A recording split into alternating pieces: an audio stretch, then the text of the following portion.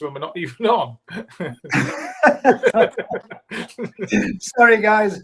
Welcome back to this week's GKP Live. Me and Dad were just sat there nattering to ourselves and realised that we should have been going live. So here we are.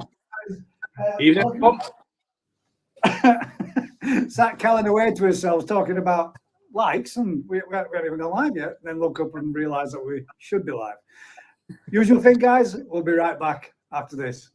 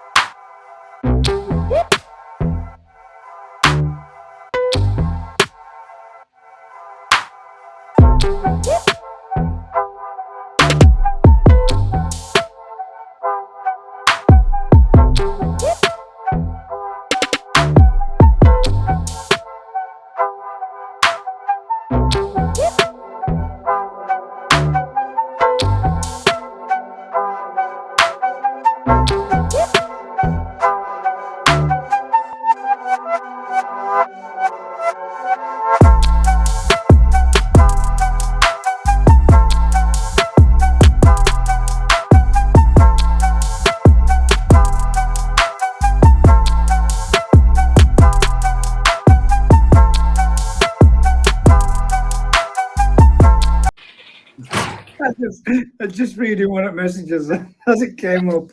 What's it? I'll go back to it and read it out as 639 watching, only 224 thumbs up. Come on, guys, hit that like button. From Mr. Tropical Coin. That was a good one. You got me at the very beginning, mate, before I even got a chance to get on. You are going to have to excuse me, ladies and gents. My voice is a little bit croaky.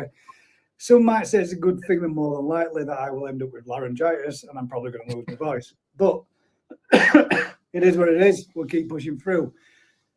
We've got a lot of comments and stuff to go through. We have good giveaways to be doing. Yes. Which is going to be the 1,000 subscriber giveaway. I've decided that I was going to do it this evening because why not? Might very well. Oh, we've got a DT coin in the background. You good to come in? You good to go? There we go, Dave. How you doing, Dave? This is my walking partner. Where are we going to next? Where are we going? Walk 5,000 miles and we can sing the what is it? Is that what I think? Yeah, well, yeah. Enjoyed it, mate, didn't we? We're good. Had a good laugh. Oh, well, yeah, some of us enjoyed it. I think you probably suffered a little bit, but. Well, yeah, I suffered up until this morning. I've only just about recovered. Really? You're still getting legs burning? They're still getting legs burning, or if I'm all right, get to work, start working, and I'm like, oh, no, my legs, oh, no, cramp, here we go. What was the lactic acid like? You're getting that burn every time you moved, or crouched, or stood up, or move your legs forwards. Upstairs is the worst thing happened. Yeah, trying to get up them stairs were awful, but I listened to you on Monday. Oh, just go, just keep yourself active. So I did stuff in the garden. I come back in. Oh God, my legs were killing me again. I'm like, why did I listen? The best way to keep your lactic acid down, mate, is to keep going. But you're only supposed to do a little bit, not like out in garden for another 6.5 hours. Well, as soon as I start going, I can't stop. Well, that's it. Once you get going, it's best to keep going. If you're doing garden, that is. There's no worse than having to start again and a couple of days worth. Talking of gardens, mine is like a goddamn bog out there. Yeah. We've got dogs been going out and bringing in great big muddy paw prints everywhere.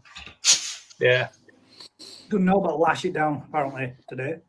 Been nice where I've been though. Been good by you? Yes. Been all right? Horrible. Been horrible. Yeah, we've been doing live connections on a mains today, doing mains tails for a blooming hot tub. I've been stood with a fishing umbrella over my mate while he's been connected. Not ideal. No, not the best work to be doing in them conditions, is it? No. You stand well clear of him if all goes wrong. Yeah, I was asking how far the electric's going to jump, so I can stand back. Further than what you'd expect, I would have thought, when it's raining and it's wet through. Yeah. Yeah, so anyway, like I was saying, oh, Dave's gone. Dog's taking up in his place. Welcome back, Dave. There we go. Dave's standing. Like I said, we're going to do the live draw this evening. So the 5 prizes will be getting drawn and given away. There are a total of 70 entries. So good luck to all those who entered. Now, all those that added on last weekend's video, the I'm in on the 1,000 subscriber giveaway, that will not be drawn from. That was to tell you and inform you that we were going to be doing the live draw this evening. So either some didn't watch or some didn't listen when I said, make sure that you leave your comment on the 1,000 subscriber giveaway. I do think the vast majority of people that did put a comment in there were duplicates anyway, so I don't think there should be any issues where nobody's on. If you haven't left a comment and you would like to be in, you've got half an hour or so or an hour or so to get yourself in on the chance of being within the 1,000 subscriber giveaway. So feel free, but make sure that you go and leave it on the video which states, one sec, I'll tell you the title of the actual video just so you can definitely get the right one. It is a little update and a 1,000 subscriber giveaway. That's the video that you need to be leaving the comment on. And I've made it easier for so many people because everybody seems to type I'm in a different total way than others. Some people put I and an M, some people use an apostrophe. So I've just copied and pasted the 1,000 subscriber giveaway. So that's the words that I'm searching for. So hopefully, fingers crossed, we should get the vast majority of everybody so that the first few words, technical on it, technical. But hopefully, fingers crossed, we'll get it and get it sorted. So it's all pre-ready to go. What I will do is refresh it again and make sure that I get any more comments just in case. And then if anybody else wants the last chance to get in, you're more than welcome. Feel free. Now then, how's your week been, Daz? Wet. It's not been bad, to be honest. Yeah, I've got pretty much done what I wanted to. Got an easy day tomorrow, and then hopefully I'm going to pick up the rest of me concrete gravel boards to finish the second half of the big pond tomorrow, either tomorrow or Saturday, and I'll get it lined over the weekend with polystyrene, and then my liner's on order. As soon as that comes, I should get the liner in next week and start filling it up. So it'll be all be finished very soon. Yeah. So once they're up, see you later, Dev. Dog's kicked him out live again. Hopefully, fingers crossed, then, next week or so, you should have 2 very big ponds ready for. That was dog, mate. That was dog. You didn't notice that, did you? When you got up and walked away, dog come up and sat in your place. Personal standard. You've got to have somebody step in now and again. Yeah, I mean, that was well played, that, if you ask me. Yeah. I might try that with my dog, see if I can tag him in. Yeah. You're going to get your butt kicked. How's your week been, Dave? Other than obviously the slight little bit of discomfort. Yeah, not so bad because I booked Monday, Tuesday off work because I knew it were going to be a bit of a slow recovery because I don't do it every day, do I? So back to work, nice and steady. And then I was just looking at the calendar because I leave everything on my calendar, and it turns out today was a year ago today that I found out my mum did have cancer. So bit of an up and down day as well. Yeah. Bit of a kicking guts as well, mate. Hey, should be proud of you, bud. 100%, mate. And I know that the vast majority of us out there will do as well. Everybody will be behind you. And good on you, Yeah, mate. well done, mate. Yeah, just don't ask again, please. I'm not doing that again. I've got to admit, I didn't expect you to be nowhere near where you said you were when I said I'll come and meet you. I was By the time I surprised. arranged the lift, I didn't expect you to go that far from Mining Museum to where I met you. I'm like, saying to our Brandon as he's driving down the road, I'm like, we gone down the wrong road? We must have done. And turned around, we come back up and went down the other one, and then sure enough, we'd gone down the wrong road. But I thought, he's got to be here somewhere, because at some point before long, he's going to be going up into like Almonbury area. So I'm like, God damn. Well, you can't miss me. I was in a pink shirt. Oh, we didn't miss you, mate. As soon as we seen you, that were it. Pulled over, dropped us off, and it were off. We had a good laugh, mate, didn't we? We certainly did it, and that last push because it would have been a little bit more awkward if I didn't have you there and, like I said, my best mate there, and then meeting Peter at the top. It would have been a lot harder to carry on by myself, to be honest. It was nice. It was nice to meet them all. Yeah, the amount of subscribers that joined in as well. Yeah. And there was loads. Close to 500 people have watched your video, mate. So that's some decent support.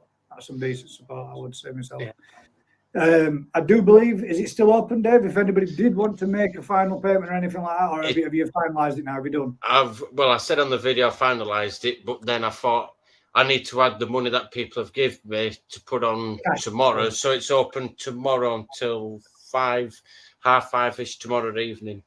And then all the money then is going straight to GoFundMe, to Brain Tumor Research via GoFundMe. Sweet. Well, I've got 20 quid for you, Dave. I was going to bring it when pick the fish up. You and technology. I don't do technology, as you well know. I'll have to add an extra 20. This is a struggle for me. Do you know how long it took him to get him to be able to do this? Yeah, weeks, mate. Years. We've even had technical support for weeks and years with Discord, you name it, WhatsApp, everything. And I still can't get my head around it. You're still trying to master anything in a call.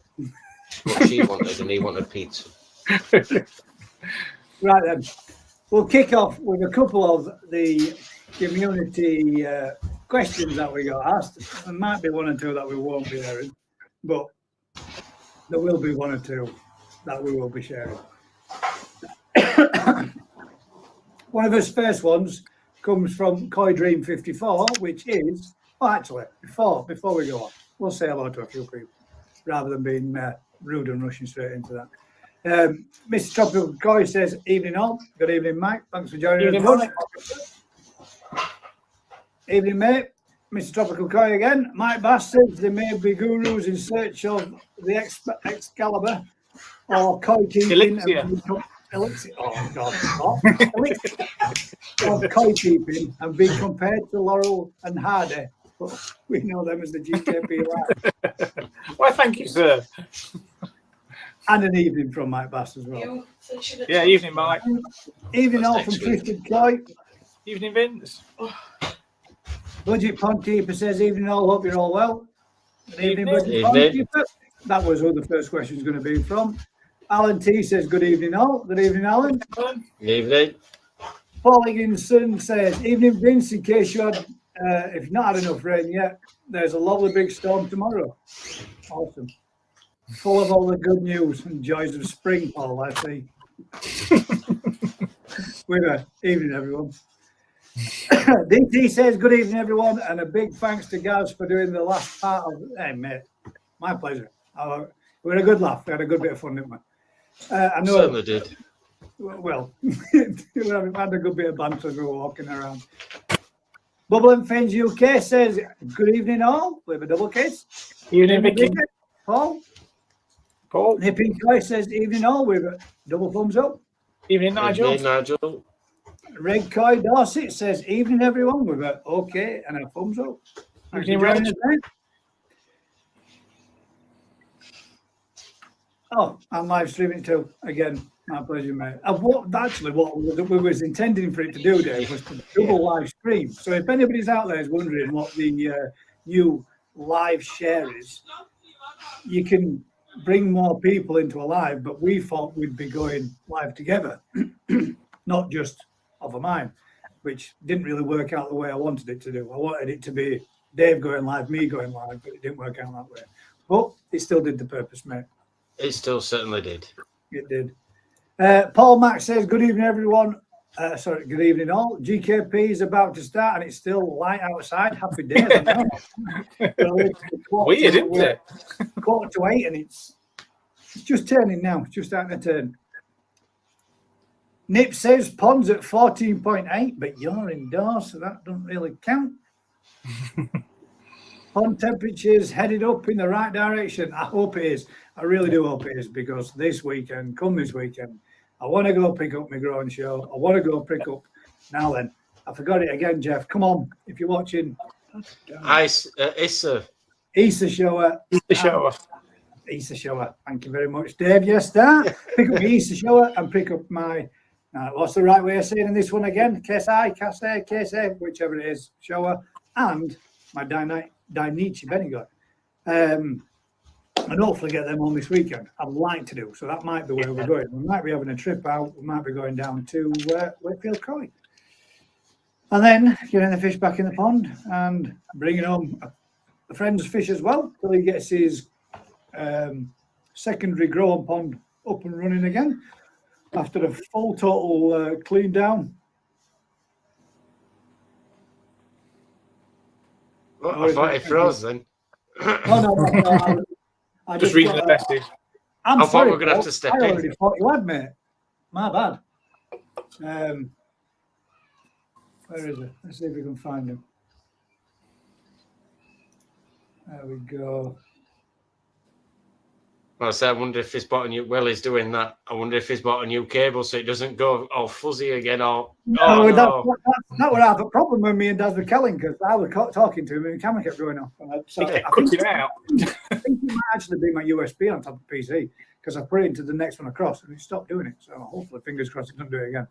Yeah, don't touch it.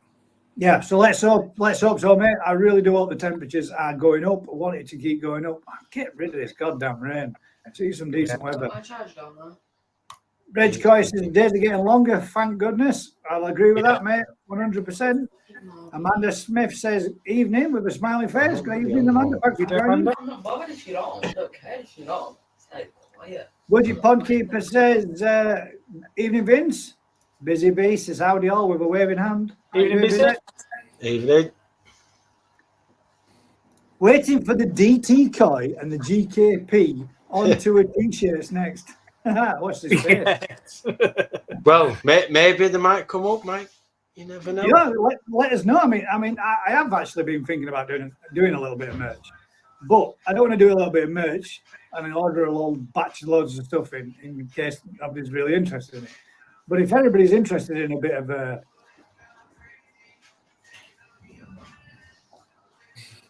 GKP baseball caps, we've got capabilities of doing t-shirts. We've got the capabilities of doing the sliders. We actually did find somewhere we could do socks and sliders, and Mike wanted a full matching set with a red t-shirt, red shorts, red sliders, red socks, and we even found red matching boxer shorts if you wanted them. But yeah, the wife would disown me if I got that. yeah, strutting across bedroom with the GKP across your ass. Yeah, that's one step too far, I think. Definitely. Budget Pond Keeper says 21 watching and only 3 likes. Sorry, I just had an image. Paul Butler says hi everyone. Thanks for joining us, Paul. Evening, Paul. Everybody's getting that image now, aren't you? The giant God damn it. I nearly said something out then. That message that got sent through to me. No, I can't read that one out. We've got a thumbs up, Mike Bass from DT. T-shirts only available in pink. You got this. You got this. There you go. That's going to be one of those emojis that's not come up, I would imagine. I don't know why they do that. It's the new YouTube emojis don't seem to work, but it's just had so many updates lately. It should have, you'd have thought it would be. Well done, Dave. Walking the walk, mate. Well done. Walking the walk. That's it. Keith Smith says, evening all with a thumbs up. Thanks for joining us, Keith. Peter says, evening all. Good evening, Peter. Evening, Peter. Budget Pond Keeper says, and well done, Gaz, for talking the talk. As long as you don't get run over by cars. Did look a bit sketchy in places. We did get a bit dodgy, mate. Some of those footpaths are literally like that wide on the div. Yeah. I'm trying to stick camera in front of him and in front of me. But if you'll have already seen it anyway. Scott Henderson, Coyin Hawk says, hi all with a wave. Thanks for joining us, mate. Evening, Scott. Evening, Scott. Where we got there, Mr. Lawson says, good evening all. Hope you're all well. How you doing, mate? Hope you're Evening, good too, mate. Evening. There we go. There's the comment. 639 watching, only 224 thumbs up. I wish, Mike. I wish. One day maybe. Budget Pond Keeper from Skeggy. Did I miss Skeggy's boom? I did. Skeggy stepped out of the boom. Sorry, mate. Missed that one. I skipped past one. Just got out the pond in time. Well, we were behind time anyway, mate. We always keep behind time just in case anybody's trying to catch up and get in just in case. That's our excuse anyway. Is some music playing in DT's background? Oh, God. Demonetized, are you for it? Yes, hang on. David. Yes, Dave. There we go. Carlos, good evening, Carlos. Thanks for joining us, mate. Evening, Carlos. Carlos C says, Mick Skeggy, Paul with loads of thumbs up. Charlie Bifter Brown says, evening, Gaz and Daz and all viewing. Thanks very much for joining us, Mr. Brown. Hope you're very well, sir. Carlos from Skeggy, evening all. All's good with a thumbs up from Dave. Now then, Dave, 100% still coming to the Adam Buyer. Hit me up in the comments, mate. Let me know if you are. I've still got you down both. Well, you are actually in the group because Vince has never sent me your number, so I could add you to the group. And Vince is like tech phobic. Don't want to do anything else other than. Can't understand people like that. No, I don't know where it comes from. No idea. But if you're still coming, Dave and Vince, we've still got your 2 places booked. We've got that Koi guy coming as well, coming to join us all the way from Ireland, man. Actually getting a flight over to the UK. Jeff Lees is doing us a huge favour and swinging by. I'm picking up Daz. I'm picking up Dave. I'm picking up Colin. We're whizzing down. We're all going. Jeff was going to take Colin and Daz, but now I'm picking up the 4 of us. We're cruising down there in my car, and Jeff's going to pick up the Koi guy, and he's coming to join us all the way from Ireland, man. That's something else. So cheers, mate. I appreciate that. Coming down, not to see us. He's going to see Adam Byers, which is obviously the main reason for the visit. But it's going to be cool to get to meet up with him. For all those who are wondering, he's the gentleman last year that travelled all the way from Ireland with his partner to go to the Kent show, I think it was. Either the Kent or the Coventry. So, yeah, he likes to do a little bit of travelling. So we shall be seeing you on the day, mate, 22nd. Ilsley says, hi all, how you doing, Ilsley? Hope you're good, mate. Hi, Ilsley. Saskia, which is hi and a wave. Dave, Evening, Saskia. did I miss one beforehand? I apologise if I did. I don't think I did. No.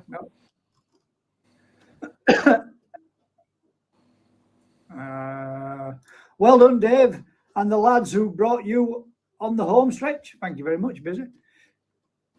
There we go. With a wave and everyone I missed.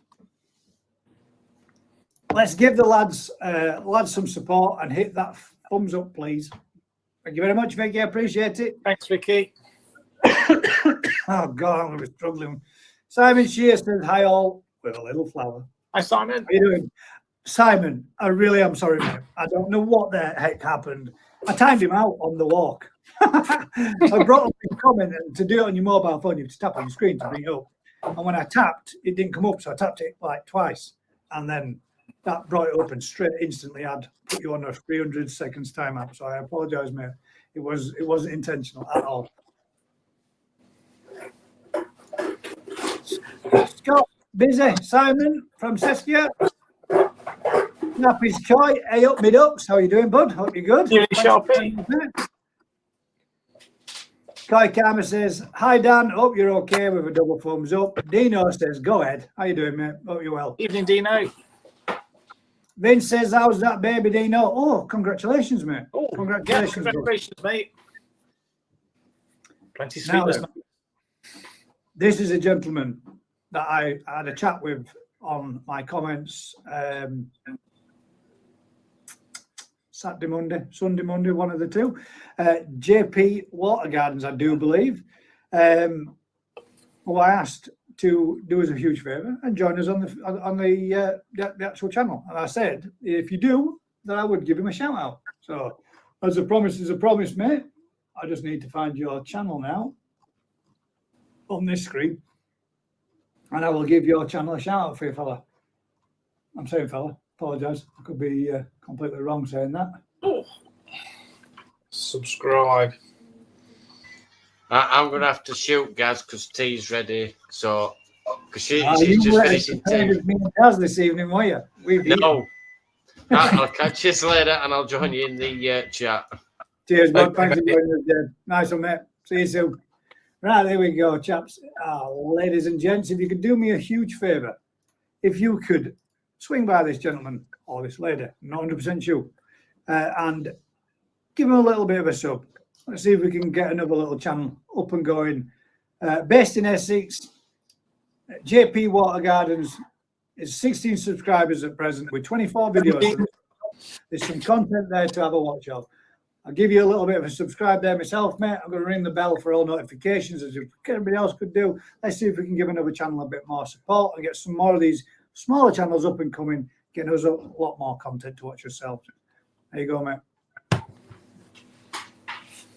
Let's have a quick refresh from you. You was on 16, and right now you're up to 27. So fingers crossed you get a few more by the end of the evening, mate. That leaves us on to a couple more comments, and then we'll have a chat about as first little topic does. Yeah. Let's see if we can find Matt Chillids says, evening everyone, with a wave. How you doing, Matt? Thanks for joining us, mate. Trying to see if we can find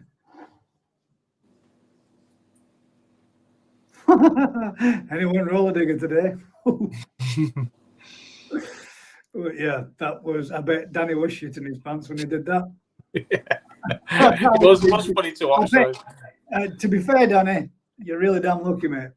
Good job. You didn't get, well, imagine it. Squished. Well, yeah, imagine it, how it could have gone wrong. It's why I will say, and I'm not going to, not taking piss out of you, mate, but it's why it's always good to be trained up on plant operation machinery before you go out there and think you can, well, not think you know what you're doing, but do something. Something you did was what caused the issue. They don't go that easy, but the littler ones, the smaller they are, the easier they do tend to wobble and rock around a little bit, mate. So just go steady, mate. Don't go having any more accidents. Main thing is that you're all right. That's the main thing. Simon S with a wave. How you doing, Simon? Evening, Simon. Simon from Scott. JP, leave it there. Evening all from MJH. Coy. Evening. How you doing? Thanks for joining us again. Shrewsbury Coy says, evening everyone. How are you all? Very well, thank you this side, mate. Hope you're all good yourself. What have we got?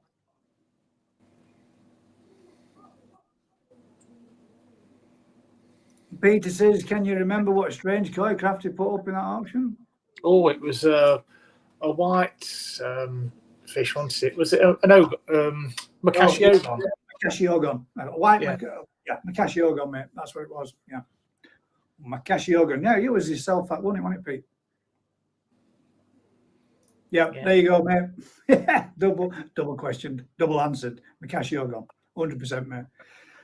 Kushti Coy says, evening all. Evening, Kushti. Skeggy says, Peter, was a Guinea in a tuber? Not that one, mate. That was his charity event giveaway thing that he organised. He actually put forward, he auctioned off a fish, and Pete won the auction. Was it an auction? It was an auction, wasn't it? I think it was, yeah. And it was a Makashi Yogon that he actually put up and showed. Stallion says, hi lads, how are we doing? Good, very well, mate. How's the pond going, Stallion? I've been watching your progress. You're getting the concrete in now. Looking good. If you get in the master of it, mate, feel free. You know, now you're part of the team, mate. You can always come pick up a shovel. Gonna need some digging done yourself, mate. Peter, you can go back and watch the GKP live to check. There you go. I think it was 2 to 3 weeks ago. Yeah, it was definitely Mikashi Yogan anyway. So Sharpie says, DT, you can't scratch the lever, your levers, bud. Oh, the cat was scratching it in the background. Oh, there we go. Look, my other half does all embroidery. She makes out log by hands. She makes out log by hand. Hang about. Translation. Google Translate.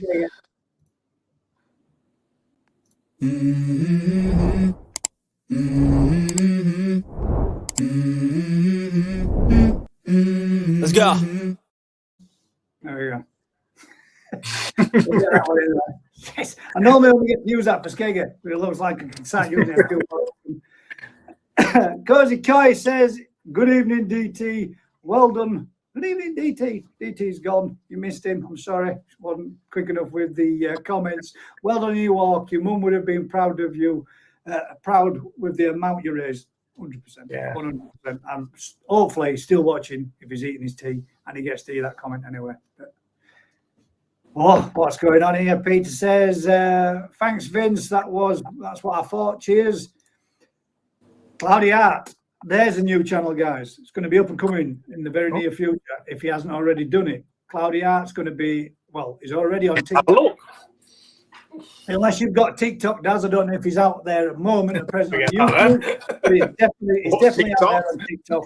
This is one of the assistant site managers that I work for, and he has been doing some belting stuff, been showing me some lovely resin art, and he's maybe you're saying, yeah. Bit late telling me now, mate. I shall see you there in the morning. No, I booked somebody else in, mate, because I figured that you probably would skip a week anyway. Unless there's something that you need, give us a shout, mate. Where did that go? Come on. Getting comments coming up on the phone as well. Canon lenses and camera says, well done, Dave. You should be proud. You should, mate. 100%. Definitely. Dave, you doing 26 miles on the next one? I don't think Dave will be doing the next one. No.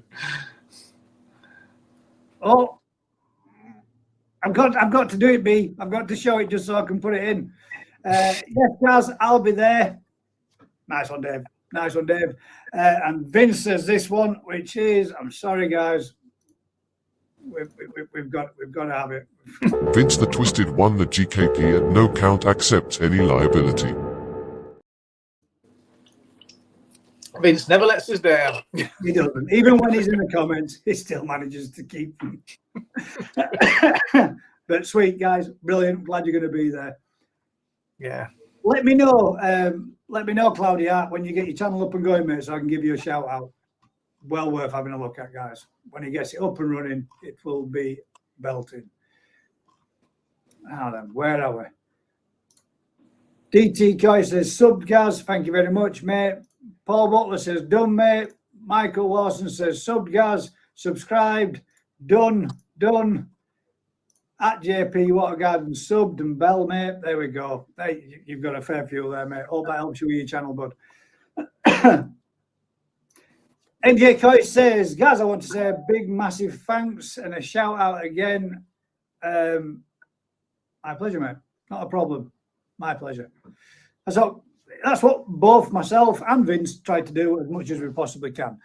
The idea is the more we can get more channels out there, the more stuff we've got to watch, the more we can grow a community. The more the community grows, the more fun people can have within the community, getting together at events, venues, shows, and the rest of it, where we can all come together and have a chat, talk about all things koi, which is what we're all into. That's what it's all about. West Brom Koi says, Rich, with a wave. Paul Butler says, logo. You got me on that one again. Tokyo One says, hello, lads. You all good? Oh, there we go. Cloudy Art says, I will be starting a YouTube channel very soon. Nice one, mate. Sorry, just trying to eat my tea and reply. You messaged me, you're right, Skig, you did, but unfortunately, mate, you was beaten to the pip by several of us before you, mate. Apologise, Phoebe. She's doing hamster stuff. If anyone wants a hamster, we have lots. It is what it is.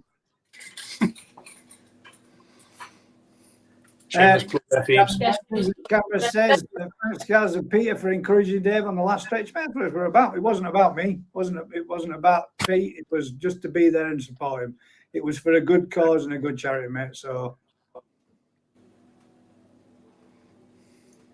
I know where you're coming from, but it's just a joke, just a little bit. We do it with Skeggy because he is too, but so am I, mate. So normally I have a good idea what Skeggy is one of the hardest ones that we have to translate from. Skeggy's proper gibberish. And I hope you have, mate. I hope you have got lots to come this year. Keep banging out the content, mate. Keep pushing it forward. It'll be good and great for us to watch. Right, let's get on with the. Get rid of that one a second. What topics? I asked everybody in the community post and in the Facebook one. The Facebook one got a little bit more confusing than what it really could. He's learning gibberish. I am scared. I don't talk a lot of gibberish, but I am learning the arts of the fine writing skills of gibberish. As I said, I did put out a comment there for a few people, both in the GKP community post, or Gather's Koi Pond community post, and also in the Facebook group. If anybody's interested in joining, you can go to my community and you'll see a little tag for Facebook. Feel free to come along and join us. Anybody's welcome, more than welcome. It's a private group, so not everybody's going to see your posts, only those that are within the post or within the group, so it's not open to the general public. But what I do is ask people what they would like to have a chat and have a discuss about. So we'll get on to the first one, which was from Budgie Pondkeeper. How did koi become egg-bound? And what do you do if it occurs? What do you reckon? This is question time for us, as in the panel, me, Daz, and obviously you guys in the comments, so that we can all collectively learn together from it. So how does it? Any idea? Have we got anything that we could see within the koi? In my experience, it's very difficult to treat. It's normally fatal.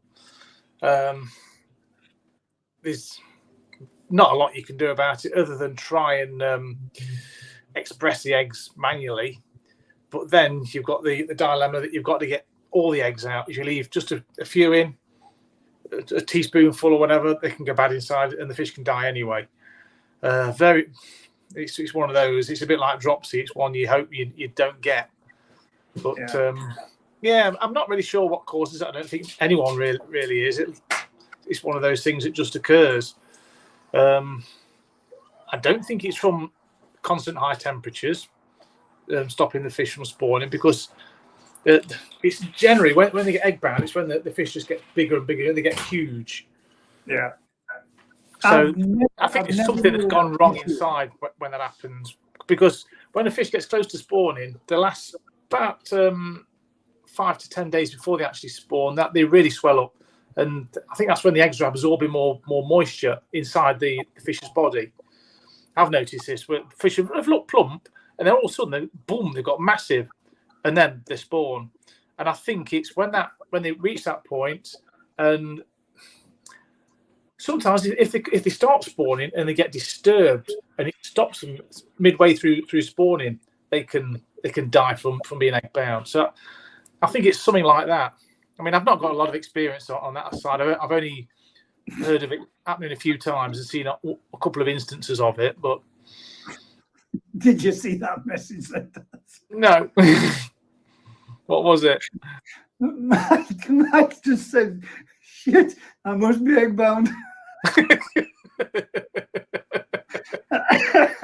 Oh God! Man. Sorry, I couldn't not laugh at that one. Sorry, guys. You're an ass, mate. You're an ass. Ah, dear. What these lot do, guys, is we have a little group. And they pop me messages through, and they know damn well it comes up on my phone, and I can't not see it because what I should put is put it on Do Not Disturb, but it is funny. So little inside jokes, but Mike just kind of stated there that he thinks he might be headbound. So we might need to find out now from Skeggy what we need to do. Skeggy says though, one of the main reasons they become egg bound is not having a winter and keeping heated. Also, a lack of spawning. Yeah. I mean, the latter part of that is pretty obvious because, I mean, they can't spawn if they're egg bound. That's one of the main reasons. But you might be onto something there. I'm not. But having said that, when they're constantly heated, they never seem to get to that super swollen point where they'll generally just never spawn, and they just retain the eggs, and the eggs never fully develop inside them. So as they get to the latter stages, don't do it again. So as they get to the latter stages of the development of the eggs take on more water then. Yeah, they ripen in swell. They swell up. If you cut a koi open, say middle of January, you'll find the ovaries are full of eggs, but they're very tiny. The closer we get to that spawning time, then the bigger the eggs swell up. It's Coke, mate. He said, looks like Gaz is enjoying the Guinness. Don't do Guinness. Vodka and Coke, I'll do. Smash that for a full day long, but don't do Guinness. Sorry, mate. I'm being rude again, aren't I? I'm cutting you off mid-conversation. I forgot what I was saying anyway. Well, so eggs, fish, always it did say there, we have got a couple of comments on it. Nip and Coy, this is what we were talking. We talked about this last night, and we said the same thing. Would it be a case of just simply sedating the fish and hand stripping them? Can you hand strip them without causing damage, or is it something you might have to give them a hormone injection to help with that process to get them more ready? You could do the hormone route, but it's getting hold of the hormone. That's a vet thing, and the vets won't give it to you to administer. They'll have to come out and do it, which will end up costing you probably about 350 quid. Yeah. And then the chances are 50-50 whether it will survive it anyway.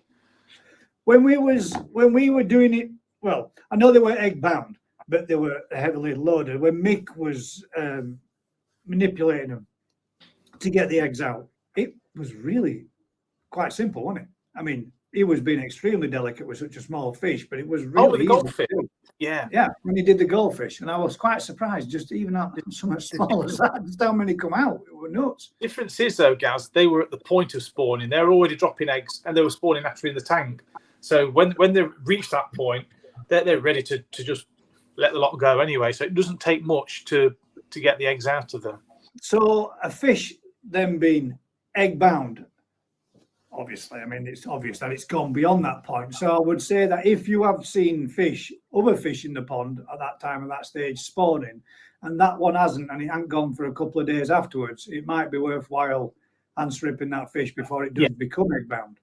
It's pretty much your only option. Yeah, got to be on it. Anybody else got any more comments they want to add in on there? Anybody else they want to put in? It depends how valuable your fish is as well. If it's a real high end fish you paid a couple of grand for, then you're going to try and save it, aren't you? Whereas if it's a mutt, 100%, definitely. Yeah. If it was something, I mean, 9 times out of 10, nature takes care of itself. Yeah. And if it doesn't, it's usually because there's something wrong. So to me, if you're going to strip a fish, then I would say that would be a fish that I would never spawn from again, personally, because there's something not right in the first place for it to be getting to that point. And if it's normally the breed cycle that separates the weak from the strong, the survival of the fittest. So, not to say that the young that it would produce wouldn't be fit and adequately, healthy, but the mother isn't. So, does that knock-on effect cause more problems at a later date? Is it going to produce more fish that are going to have problems and get egg-bound and not be able to spawn themselves? I don't know. Not saying it does, just, It's got the potential. Yeah, you'd think, wouldn't you, if it wasn't working as nature intended, then I suppose you could leave it, but it's cruel, isn't it, to leave it to suffer. Strip it if you can, keep it if needs be. It's like dogs, isn't it, Gaz, when you think about it? Some breeds, the hips are naturally, the pelvis is small, and they struggle to give birth. So lots of like boxers, bulldogs. Bulldogs normally end up having to go have a C-section. For it, because the body's not naturally, well, it's been altered and bred so different to make it such a, it's not natural shape. And well, that's it. Genetically, that would have been deselected, wouldn't it, in nature? Yeah, exactly. Yeah, would have never made it to the next generation. So yeah, I think you're right on that. JP says some fish are not old enough to spawn. They are encouraged to produce eggs by fish in their environment, but the ovaries are not fully developed and they cannot release their eggs. Yeah, but having said that, I think the two fish I saw were quite big fish that were spawn bound. They were about 7 or 8 years old. Does it tend to be more of a thing in older fish then? To be honest, Gaz, I have no idea. That's not something I've never come across it personally. No, it's quite a rare thing to happen. But I've never actually seen it myself. My fish haven't up to press, haven't spawned. But that being said, we think we know as to why that is too, don't we? And that's because salt in your pond can prevent fish from spawning, apparently. So we've read. Yeah, I watch a guy called Koi Select, a South African gentleman, and he's does some very, very good videos, well worth a watch. And he had a fish that was spawn bound, and he tried everything with it. In the end, he tried hand stripping it, but he still lost it. I know some people have said for tropicals that, well, Vicky from Bubble and Fins said that sometimes Epsom salts works. I think this gentleman tried Epsom salts in this instance. I'm sure he did. He tried some sort of chemical like that, but it didn't make any difference on that particular fish. But I'm sure it probably would work on smaller fish like tropicals and such. Yeah. Well, there's another new face there. We've got Sophie that says, "Hi everyone. I hope you're all well." From Sophie Richard. Thank you very much for joining us, Sophie Richard. Appreciate it. Thanks for viewing. Canada Lenses says, "Looks like Gaz is enjoying a Guinness." He's not, mate, because Gaz wouldn't enjoy that at all. Not at all. Tokyo One says, "Put me on the level about my pond volume, thank you." Did you get it sorted, mate? Or did I promise to send you a message and I didn't? Skeggy sorted it, didn't he? I hope he did, mate. Oh no, it was Japanese Water Gardens, wasn't it? Which says go on their website, on the website, on their video. We did do it, didn't we? God, I've slept since then. My brains are gone to crap again. That Guinness. That Guinness. It's all that Guinness. Yes, in Kai says, "Knock knock to all. Does Gaz late again? Never late, mate. Evening, Chasing Koi. I watched your video tonight." And is this? There we go. Skeggy's putting another one. They become egg bound if there isn't a male big enough to release them. Then the body produces more eggs on top. Second spawn, it's a bit like constipation of eggs. Right. Yeah. Cheers, Skeg. Also, if they're being fed heavy, they won't absorb them. Right. So they can naturally absorb them as well, then. Yeah. Because it's, when you think about it, it's high protein, the egg. But if the body's full of protein with food, it probably can't absorb any more protein. I mean, a koi can only, is it 38% that they can absorb out the food? An adult koi. Well, the younger up to 4 years, don't they? Then they start to absorb less. Yeah, but I think over 4 years it's 38%. Up till then, they can take I think about 55% or somewhere around about that. Yeah, I know it's 50 something percent for Tosai up to I think 4 years old. Then after that, it's 38%. MJ Coy says, I thought I had a koi last year that was egg bound, but it was a Oh dear. Get them in a pond if males use natural hormones, same as they breed on the farms. I could open my goldfish when it died and found water pockets in the body. You could squeeze the pockets and it was just water. Oh. I did not find any eggs in the fish. That's not good. No. DT Coy says, I know it's not egg topic, but a big thank you to everyone that joined the walk last and with me, and a big thank you for everyone who donated. Sorry, guys, not off topic, mate. It's all good. But nothing wrong with you sticking in a thank you to everybody. Nip says, "Oh, put on an adult movie to help the spawning." It's Barry White. There we go. Bit of Barry White. Let's get it on. Interesting chats and comments. Thank you. There you go, mate. Right. So we've got then the next one, which will be for Reginald Tompkinson. Hi, everyone. Why do fish spawn 1 year and then don't the next? Is it because of the water temperatures in our ponds? I don't. It has to reach. I think it's got to reach a minimum of 17 degrees or over. The optimum is, I think, around about 24 to 26 degrees for spawning.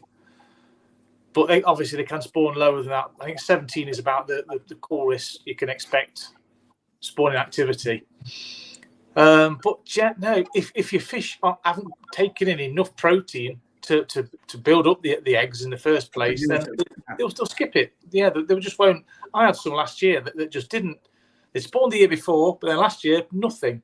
And I think I only underfed them. That was the problem. I've piled the food in back end of summer and through winter, and they're all really plump this year now. So yeah, you can see a big difference this year, can't you, compared to some that were like we fought.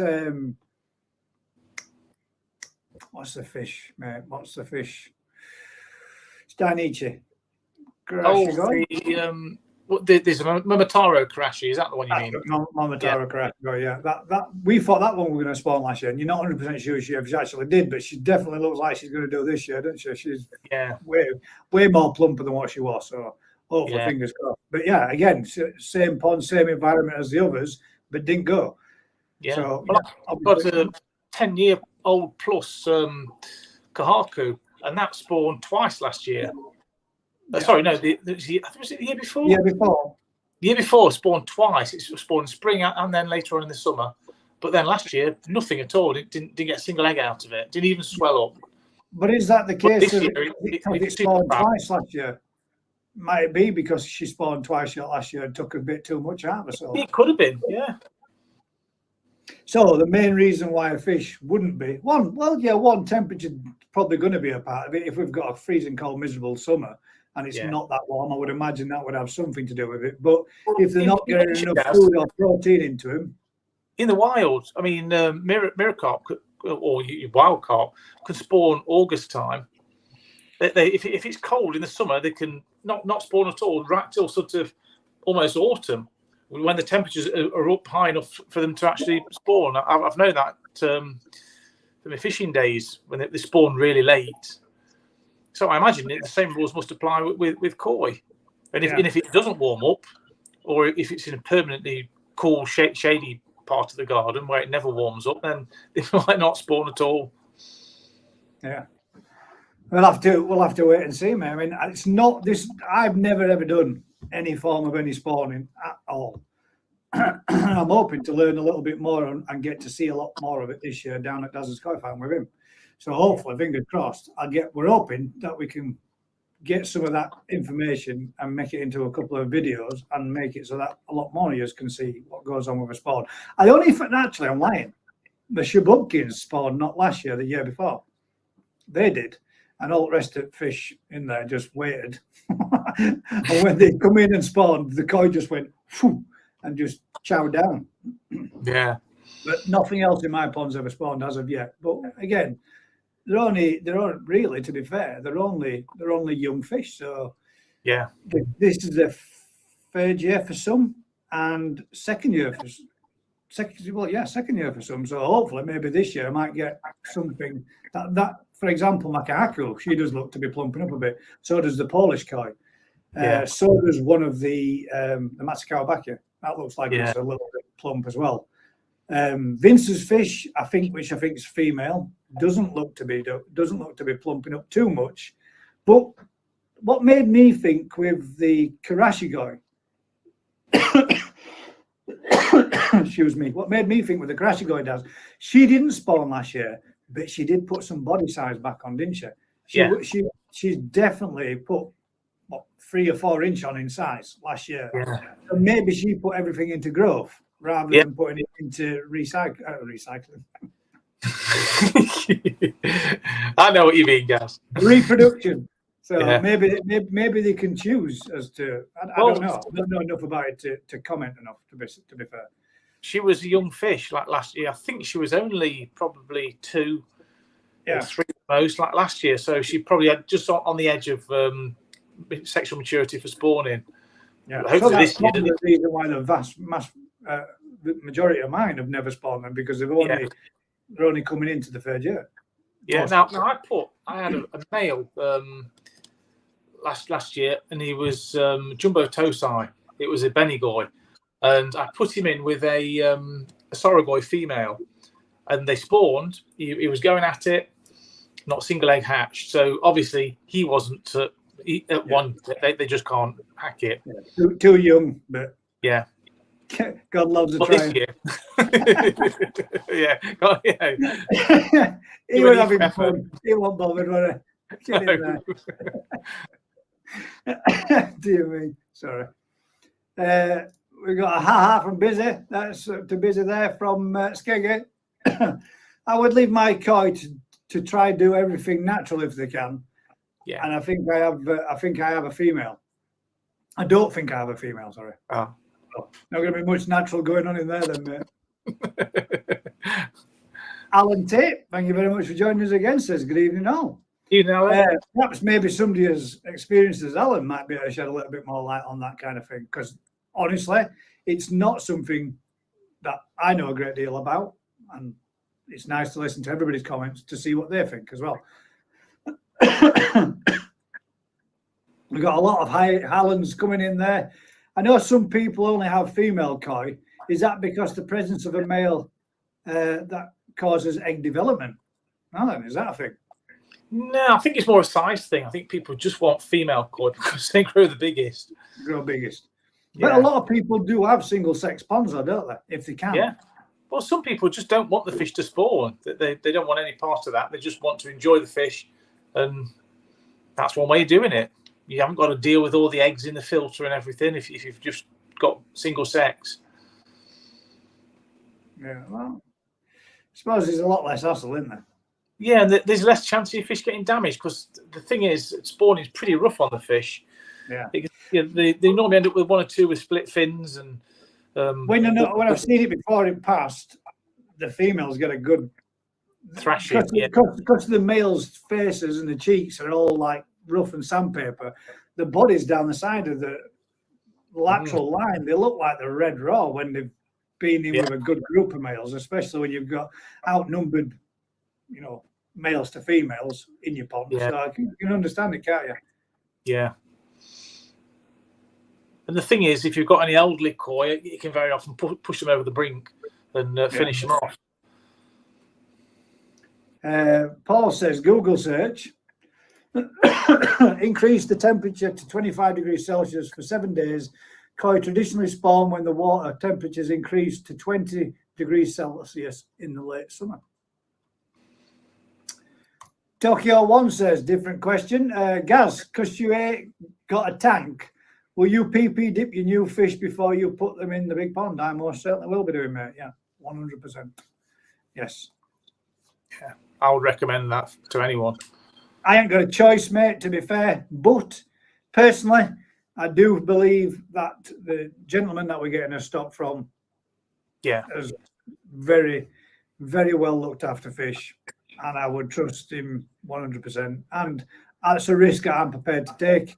But yeah, I will be PPing him, mate, regardless. But And give them a scrape as well. I always give them a scrape. Just well, it's nice to know, mate. Just if you're going to put them in, you know, for what it takes, a couple of minutes, you might as well do a scrape as well. So yeah, definitely will be, mate. Sneak about, sneaked in. Hi all. Evening, Sneaky. Evening from Dave. Hi, Sneaky. Another Sneaky with the eyes. We just need Cheeky. Yep. Sneaky's normally followed by Cheeky. So let's go see. It'd be nice to know who Sneaky was. Would you like to join us? If anybody does want to join us, pinned to the top of the comments in the chat this week is the link. Should anybody want to pop on and come on, you know, anybody that feels like they want to come in, you don't have to be a YouTuber. You don't have to be all about ponds. If you just want to come in and sit and have a chat with us, feel free to do so. It'd be nice to come and meet somebody else. We'd like a few more non-YouTubers to come in and join us on an evening and have a chat with us. So feel free if you wish. We've got 14 degrees today in Bonnie, Scotland. Richard, wow. 14 degrees. Is that in the pond or is that just in Scotland? 8 degrees in my pond. Yeah. John Wilson does, as in the fisherman. Yes, the legend. Wilson. Yeah, very much so. Do you ever see that one where he caught that massive pike and dropped it on his rods and smashed his rod and he went, and it was yes, I did. And it smashed his two out of his 3 rods that he'd got. It smashed him. Yeah. He was so pissed at that. It flapped on him, didn't it? Yeah, it did, yeah. It flashed like, but I think he'd actually had his hand in mouth of all of it. I think he put his hand. Guilt. Yeah, I've done that a few times. Yeah, gives me heebie-jeebies doing that. Farmo Coy, Anthony Morris says, good evening all. Good evening, mate. Thanks for joining us. Saskia says 12 in the shore pool, 12 degrees. It's getting there, then it's coming up. Yeah. Carlos says, how old the koi or size do they have to be to spawn? Sorry, what was that? How old a koi or size do they have to be to spawn? Males, it's got to be a minimum of 2 years, and a female is, I think it's 3 or 4. But the optimum age for females, I think, is around about 4 to 5 years old for spawning. Dave's laughing at me with the recycling. So they got to be 2 to 3 years for a female and over 2 years for a male. Yeah. Mick Larson says she was 1, right? So she was a toast, right? So, yeah, that's obviously why. Yeah, she's a big fish then. 2-year-old now. A big fish. And she's got even bigger, hasn't she? Might not even spawn this year then if she's only 2 now. Yeah. Sneak about says recycle fish. Sorry, my bad. Carla says, how do Mick? You should have a silly statement of the week for that, guys. I should. I have got a few more to make as well. I'm going to make a couple more. So there will be a few more to come. I got hi, Carlos from Mike. Mick. Carlos with a thumbs up. Hope you're well with a thumbs up again. Macca's Kai says, hello, guys. Hope all is good. Kyle.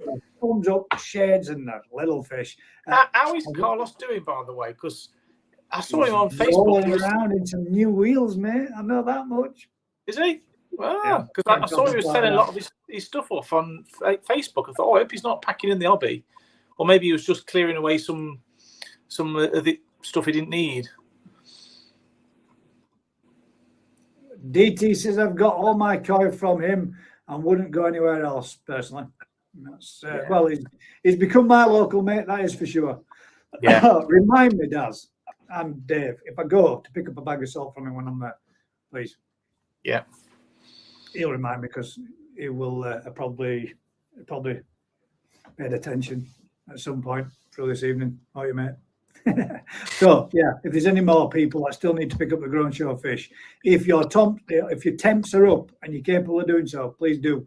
he could do with a little bit of freeing up room, getting ready for some more fish and some more stock coming in. Hence the reason why we're hoping this weekend we can go pick ours up as well. Yeah. We've got a Kyle with a wave from West Brom. Cheeky came on earlier. Damn it, I missed it. My bad. Sorry, Cheeky. Please tell McAcoy thank you for the new mug. Will do, mate. McAcoy, thank you for the new mug. Aaron says, evening all. Sorry I'm late. You're never late, mate. There's no clocking in time here. There is, feel free to turn up and drop off whenever you want. Right. I think we've gone through a fair few of the comments there for now.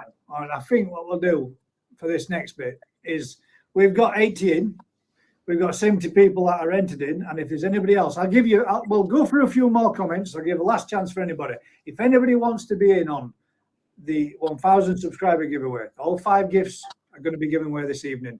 Whoever gets drawn out, I'm going to be obviously making a note of it myself. But if you're not on, you're not in, it's not a problem. I shall catch up with you. I will send you a message, or if you can send me a message, or if you know anybody, let them know that they won if they're not in here this evening. But if anybody wants to be in on the 1,000 subscriber giveaway, your last chance now. You've got 5 minutes, and then we're going to do the draw. So, quick. I'm in on the 1,000 subscriber giveaway. But make sure it's on the right video, on the 1,000 subscriber giveaway one, not the one. It's the second to last video. My last one I put out. That makes life a little easier for you. I think you should. We'll see. I'll do a quick refresh, and we'll see if we did have 70 people that were entered in, so we'll get them a quick refresh now.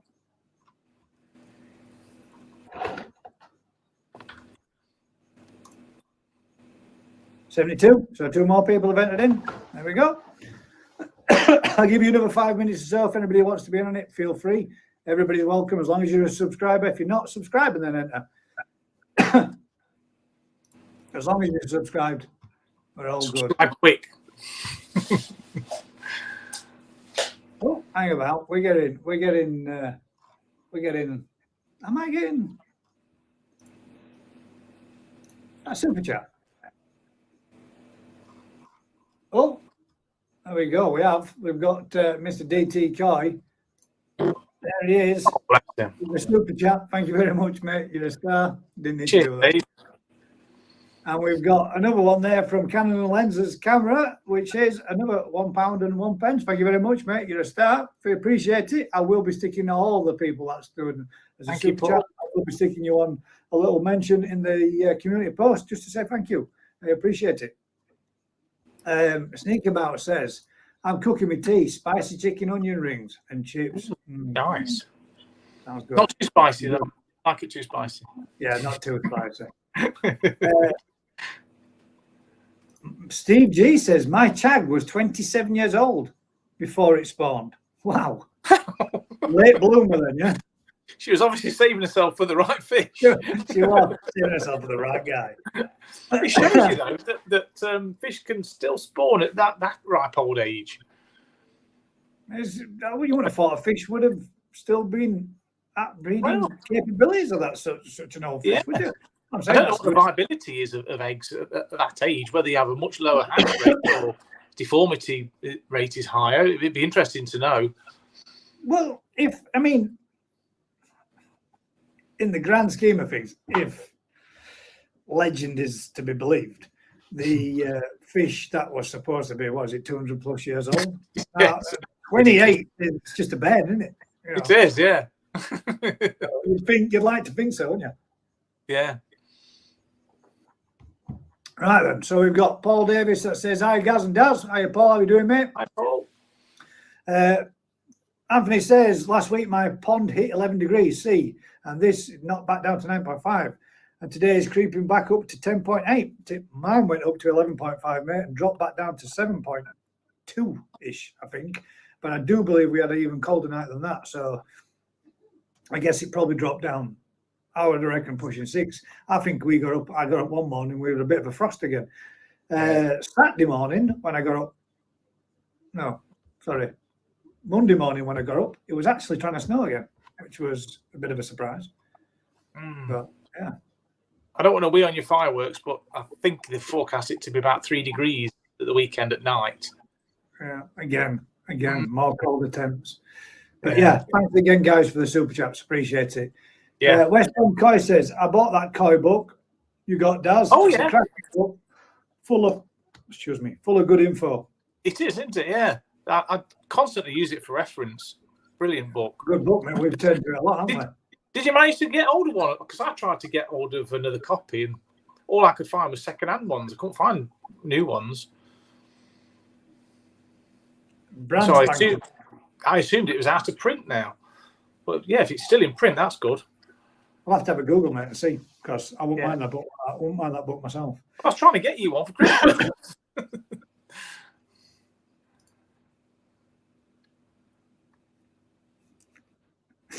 I'm shaking my head. No. And a water tap file with him as well. I know, it's shocking, isn't it? Simon says, was just going to mention that. Mention what? What were we just going to mention? What did I miss there? A couple of... Dave DT, what's the total raise for so far, mate? Which is £784 so far, mate.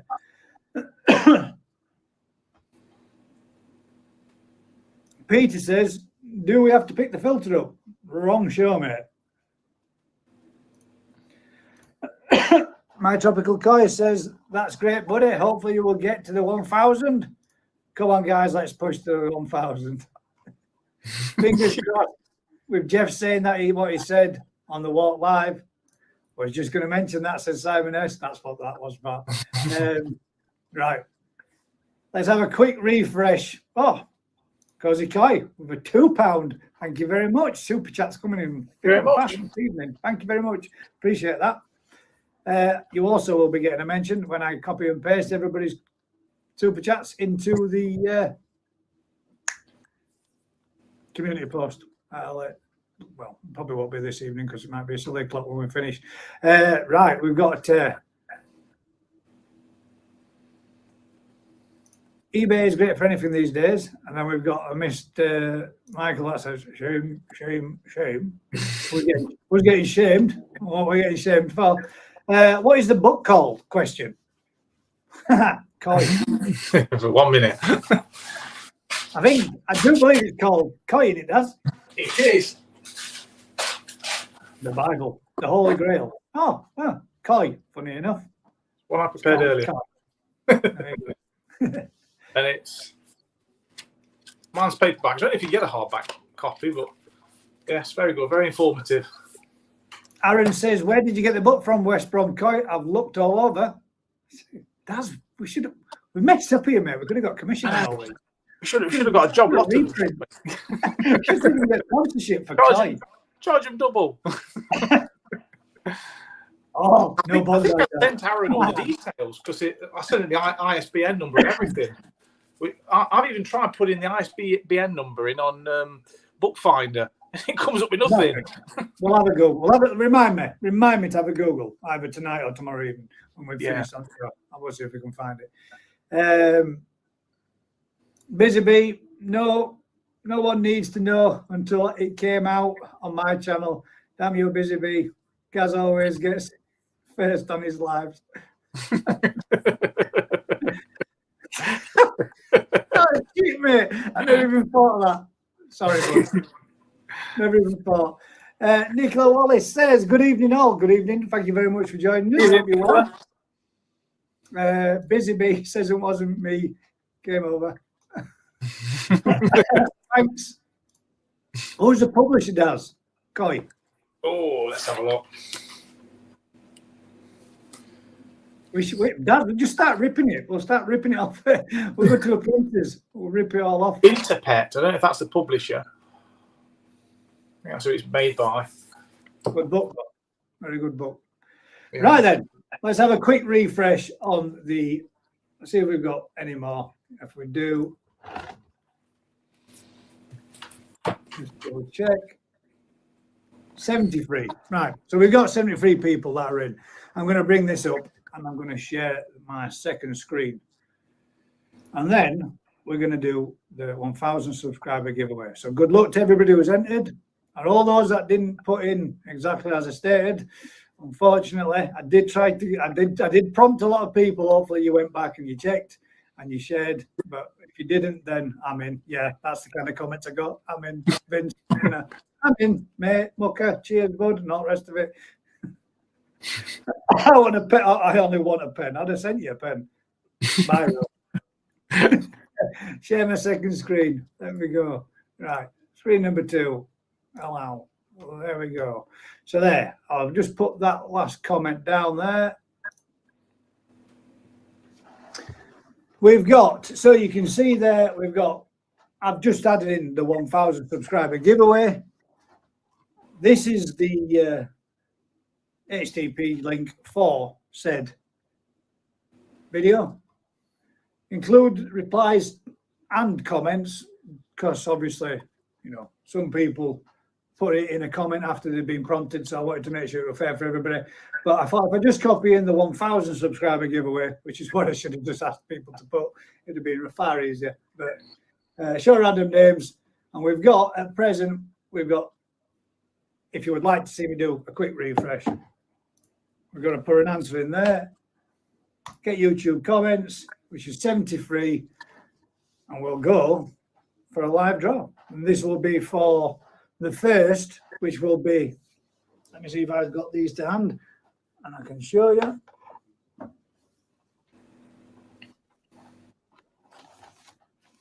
What we've got is times 3 envelopes with £10, a £20, and a £20 voucher. And also will that, which you can see there on the back of it, is signed up with Gaz's Koi Pond YouTube 1,000 subs, and they are dated so that they can be spent between now and this time next year. So there's plenty of time on it. A little bit of information as well there from Japanese Water Garden, which I'm going to leave all in there.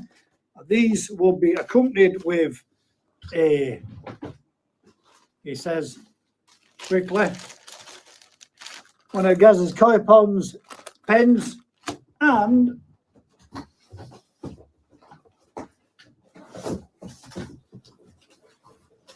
brand new, still boxed up UKP mugs as well. So without further ado, we're going to get on to the first draw, which was going to be for one of the £50 gift voucher sets with the pen and the cup. So good luck to all that's have entered. Let's get the first one. Start the first one off.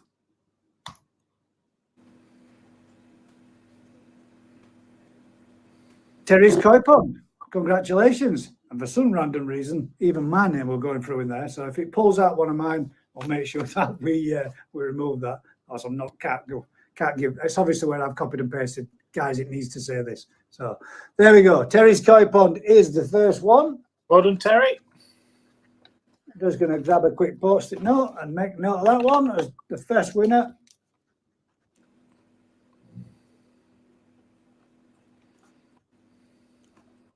You could always play it back, Gaz. The next one, again, what we're going to do now is this time it'll be one of the Gaz's Koi Pond pens and a mug and a 12-month subscription to yes, the app. The oh, for God's sake, what is it? we got the name of it. Flipping egg. I'm real prepared for this. Koi Control, is it? Koi Control. Yeah, 12-month subscription to Koi Control. The only thing I will need from the individual that wins this one, or there's two of them actually, so the individuals that win these ones is an email address so that they can then contact you to send you out your 12-month subscription. All you need to do then is download the app. They will authorize it for you. They will send you a link, and that's it. You're up and running. You're off you go. All you do is just type in the information that they send you. So, and 25 free axolotls in every coffee cup. 25 free axolotls in every coffee cup as well. Are you ready to first? Daz is giving away axolotls to go with. Talking of which, if anybody is seriously interested, please up, let us know, because Daz has got loads to move on and he wants to get through. We've got a lot of fish to spawn. So let's go for picking another winner. Good luck. Simon Bryan, congratulations, mate. You are the second winner of a pen, coffee cup, and the 12-month subscription to Cloud Control. I'll make a quick note of that, Simon. If so, whoever does win, if you could do me a huge favour and contact me, drop me an email so that I can get these posted out to you ASAP.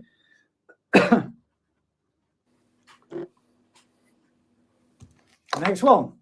Let's go again.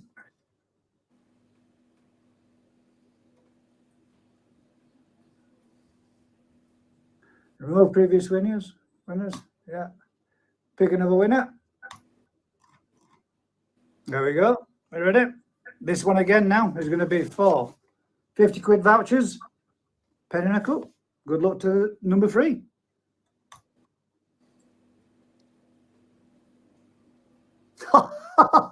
Mr. Tropical Coin. Fix. I scabbed up, not be starting with that fix rubbish. He's got just as much chance as anybody else. You were in it fair and square. Yeah. There you go. Yeah, we said I never win anything. There you go, mate. You've won. So you've got 50 quid, mate, plus 1 pen, 1 coffee cup. You just said you wanted a pen. There you go. That's well deserved, mate, because he's looking to build up his fish again, isn't he? Yeah. He lost a lot of fish and he's sterilised it all, gone back to square one, and that'll give him a nice fish. That'll give you a nice start, won't it? And we can pick it for him.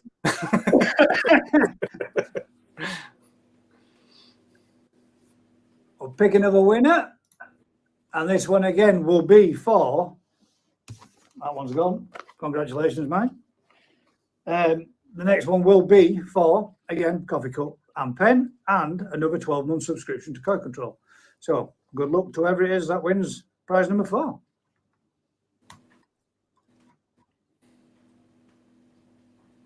Busy Bee. Well done, Busy. Congratulations, Busy. So, number 4. Busy Bee. This is looking a bit dodgy. It's not. Busy's been there since day one. You most certainly have. There we go. Again, the last one, which is going to be for the last set of 50 quid's worth of vouchers, pen and a coffee cup. Have you lost 50 quid's worth of vouchers you give out, Gaz? You've already done 3, haven't you? No, that's 1 voucher, 1 Koi Control, 1 voucher, 1 Koi Control. And the next one is 1 voucher, the last one. So, my bad. Good luck. All right. Good luck. I'll be panicking then. It's all right, Daz. And that's why I wrote it down, Daz. So that's how I knew. Because if I didn't, I'd have been screwed and I'd have been doing the same thing. So, last one, 50 quid. 50 quid up for grabs, plus the pen and coffee cup. Pick another one. Good luck to the last one. Congratulations to all those that already have won. There we go. Who's it going to be? Daniel Sparks. Well done, Daniel.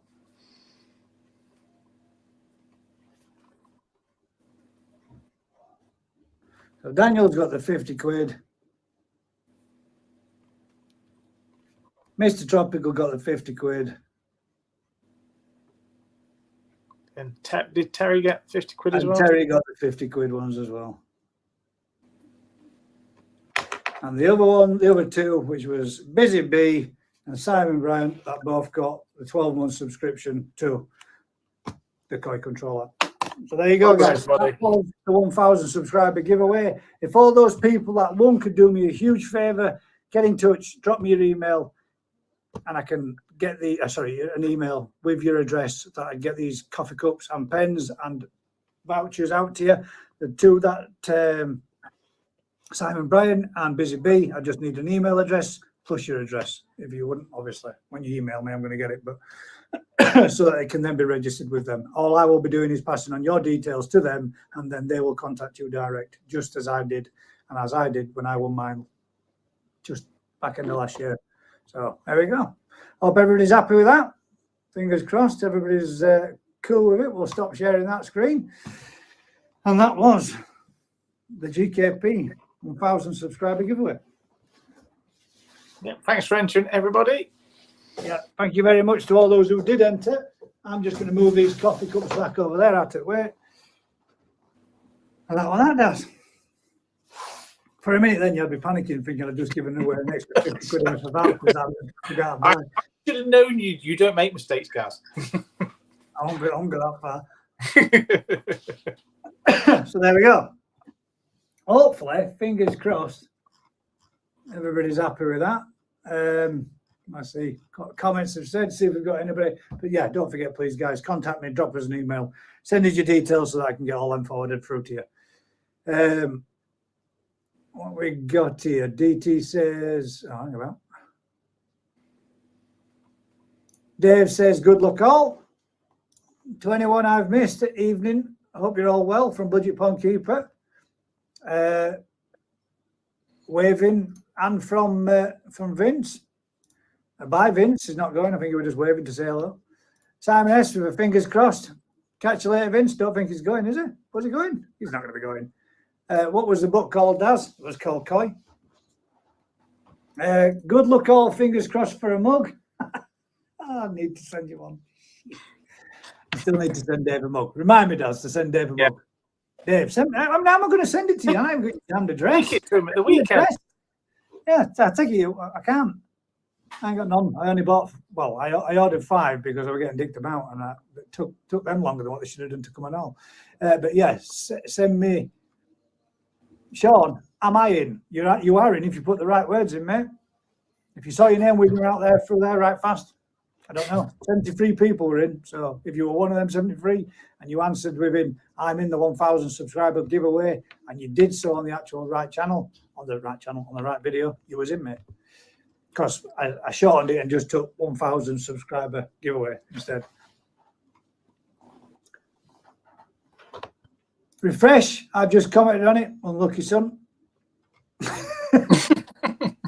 So close. So close. Hopefully, fingers crossed, mate, you are in on there. And you put this in before I started giving them away. But Busy Bees, laughing face there, Daz. Hertzkoi says, how we doing? Very well, mate. Hope you're good. Congrats to Simon from Busy. Evening Budget Pond Keeper. Congrats, Simon. Well done, Simon. Congratulations, Simon. Congrats, Mr. Tropical Koi. Yeah, couldn't have thought of a nicer person to have given that to me. So yeah. Busy Bee says fixed. Is it still fixed now? You wonder what? This is ground control. Beatles.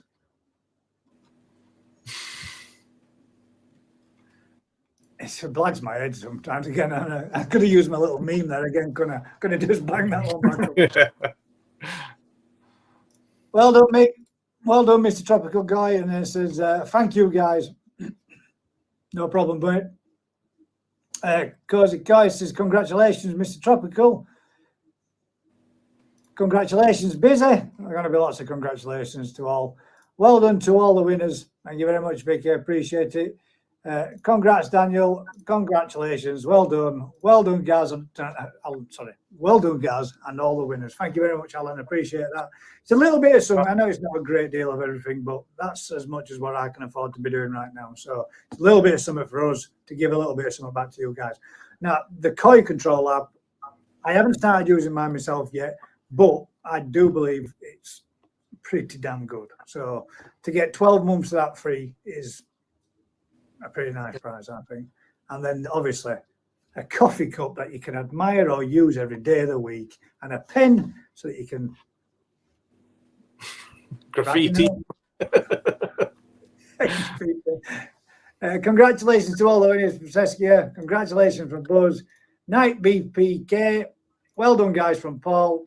Night to Budget Pond Keeper. Congratulations to all who won. And we've got loads and loads and loads and loads and loads. Sneak about, one left. One at the weekend, Gaz. I need your address, mate. I need to send it officially so I can get a freebie like you did. Well done to the winners and the books, Tropical Fish. It's isn't it, Daz? Yes. And What the was book's that? Tropical Fish. No, it's not Tropical No, Fish. it's not tropical. It's koi. Right, that's why it says. Big Dino letter, says, koi. piss off winners. Not like speaking the truth, mate. Is it? Dino, piss off winners. Sorry I'm late. Hi everyone. Thanks for joining Evening, us, Carol. Carol. You're not late, love. They're in the clocking in time, so feel free to drop in and come in and out as you please. There's no clocking in here. We won't judge you, Carol. But where have you been? Yeah. What time do you call this? Got a hi, Carol from Seskia. Carol Lawson, evening, Carol. How are you and your koi? Congratulations to the winners, and hi, Skeggy from Carol. Who's this one now? The link for the koi book. Ooh. Link for the koi book. WW Healthy Koi. Let's see. Nice one. Link for the koi book there. If you need Thanks, it. Paul. I might be having a look at that myself. Nice one, Dave. Thank you. Do you want me to put that online for everybody to see? No. Yeah, I can post you one out then, mate. I've got 5 to go with the giveaway, and I can get you one posted out. I meant to say it to you the other day when you said still ain't got a coffee cup. I meant to say I ain't got your address. How can I send you one? But I did say I only ordered the 5. When koi's flash is bad every time, or teeth they touch it. They kind of flash for no apparent reason. I've had it happen occasionally. Sometimes it's suspended muck in the water that irritates the gills, I think. But more often than not, there's a reason behind it. It's always check your water parameters and do a scrape. Remember we getting that KH drop when my KH drops Yeah. real low. KH can make them flash, yeah. And that made them pH. flash like crazy. Oh, it Yeah. Was it pH? Was it pH or KH? I can't remember. Both of them could do it. But they both they were all going nuts. I checked my water parameters right quick and everything was fine, apart from my KH was 0. And I just did a filter clean, and all of a sudden they started going nuts. So bang some KH buffer in, and everything was back. Well, you should say that though, Gaz. I did a filter clean on mine, and some of the crap went back into the pool, and they were flashing like crazy. And I thought, oh god, here we go, parasites. So I did a scrape on, I think, 4 different fish. Nothing, clean as a whistle, nothing on them at all. So it must have been the muck that went back into the pool from the filter. Well, maybe it might have been that then. Maybe I pushed a little bit of crap back in. Yeah. Could have Or been. it may even have been a bit of sort of toxin in the muck that maybe made a bit of a fluctuation in the water parameter that they didn't like. It's something along those lines, I think. I know they do say, don't they? I see it a lot. Especially in summer months when I feed mealworms. Yeah. I feed mealworms. The chag, the yamabuke, they really do it. They do it a lot, to the point now where I've started crumping them up a little bit, because if they get them and they come up and take 4 or 5 in a good mouthful of them, they flash like mad. Like they must get them lodged in the gills. Yeah, it's the whole like kiting a shell of the mealworm, isn't it? They can't digest very well. I've been told that it's a good idea to soak them first. Yes. So that they don't, and then they don't tend to do it. So yeah.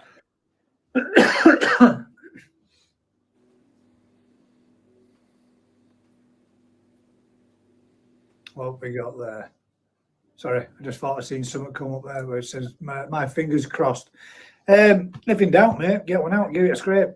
It seems a lot of people have been suffering a little bit with flukes, costia.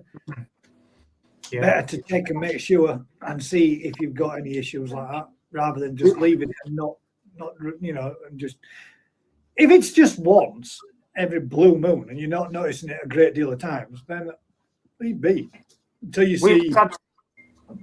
Sorry, guys. I was just going to say, until you see it becoming a lot more regular. You'll know, and each time I've seen it, when there's been an issue, there's been 3 or 4 of them, and they've been, and then they've gone across the other side of the pond, and you'll see them going to the favourite spot, like a little bit, you know, Yeah. they might be able to give themselves the body a good rub on. Mine in the bottom of my pond, which I'm glad about actually, because there's a small little fold where I've got a bit of a crinkle in my liner, and all of them tend to bank on that one because it's dead across middle of pond, and they whiz across, get a good, and then turn on the sides. But the best bit is it's not sharp, so it doesn't do any damage to them. So Yeah. I've noticed that you get two of, when I've had an issue in the past, that's where they've all gone to flick. So Yeah. You'll notice the same fish keep doing it over and over again as well. Yeah. So if you're going to net a fish out, try and net one that's doing the flashing. Because if there is anything on it, then that's going to be the one to test. yeah, and ideally net 2 or 3. Yeah. And Yeah. do- Don't ever just Do net both one sides thing. from You're gill all right. plate to tail, and then from underside from Yeah. full length from gills to anal area. And we've had a couple of people in the last few weeks where the fish have been lying on the bottom, on the side, and both times it's been flukes.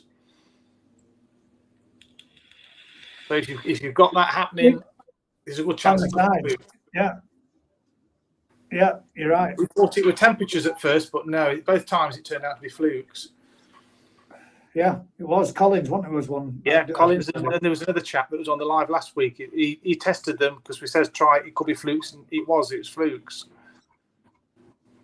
What we got here?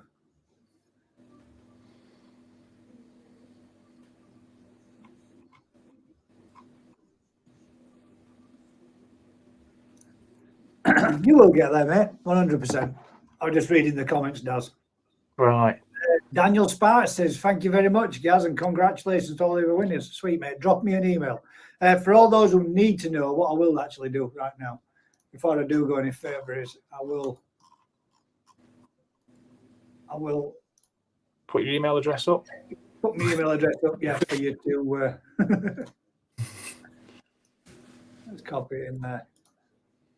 I'll post it in here for you guys. All the winners, if you can do me a huge favour, drop me an email there to gazzaskoipond1@virginmedia.com. There's the email address for anybody that would like to see it. It's posted in there below. And so, no, Scott, no, it's not bad every time. If it's consistent and it's happening a lot, yeah, make sure that you definitely check it, mate. Make sure you keep an eye on them. But my pleasure, Daniel. Thanks very much for entering, mate. Thanks very much for coming and supporting us. It's greatly appreciated. But that's You'd have been happy with the cup.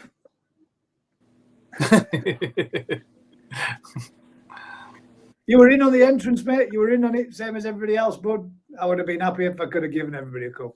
One of these days, I'll be able to find someone that don't want to put your arm on your back for 5 cups and want to charge you nearly 50 quid for them. It's yeah, it's gone crazy, hasn't it? Everything's nuts, man. The prices of everything's just stupid. And then when you do get a discount, it's not really a discount at all because the prices should be what they were. They're just discounted back down to what they was 12 months ago, if not 18 months ago. Prices have gone daft. If anybody knows of a place where you can get good quality cups at a reasonable price, other than Vistaprint, let me know, guys. Let me know. Have we got? Sorry, it's just my sense of fun. Was it all right, the comment that you made earlier on, maybe? I'm not going there, mate. People have already been calling him a liar, and that's not something I'm going to start jumping on. I did watch your video. There you go. There's the email. gazzaskoipond1@virginmedia.com. So if you could do us a huge favour. MJ Coy says, I found the book on eBay for £27. Daz, I reckon we could start ripping some off. Yeah, should I start printing some after the live? Yeah. We'll do them at 15 quid a piece. Yeah. They might not be as glossy as the original, though.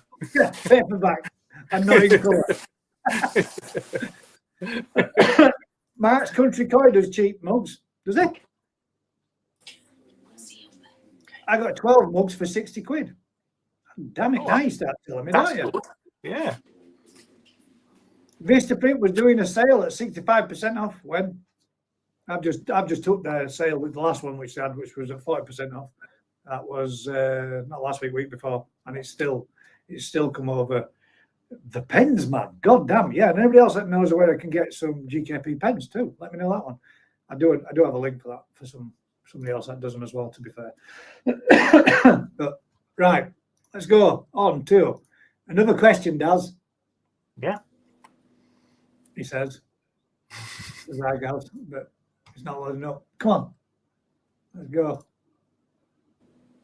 Your channel. There are some questions that I'm not going to ask because I'm not going to get lynched next time I go down south. So now this one is not so much as a question, a little bit of a statement. But I kind of agree, mate. Why do dealers call koi pieces when they're not just a piece? They're living things. They're not pieces of shit they're trying to sell. Show a bit of love. What do you think that one does about people calling koi pieces? Why do you think, first of all, they do? Personally, I think for us, this is, I mean, I don't think there's a right and wrong answer to this myself. No, I mean, it's your personal opinion. I mean, to me personally, I find it a little bit offensive referring to a fish as a piece. It just, to me, it makes it sound like just an inanimate object. It's got no feelings or nothing. But no, I mean, at the end of the day, it's a fish. Call it a fish. But it's up to the individual what they want to do. I agree, to be fair, mate. I think it's kind of insulting, isn't it? Yeah. You know, it's not. Check out this piece. Have a look at this next piece coming up in the next lot, or you know, this next piece. I can understand the terminology of it because Japanese do class them as pieces of art. Yeah, but they're not. They're not pieces of art, are they? No, they're living, breathing fish. Fish, yeah. Call them a fish. I don't think that they're not something you're going to stick a nail on wall and whack it up and hang it on your wall, are you? They have got an artistic look to them, and some of them do look like a dog a piece, would you?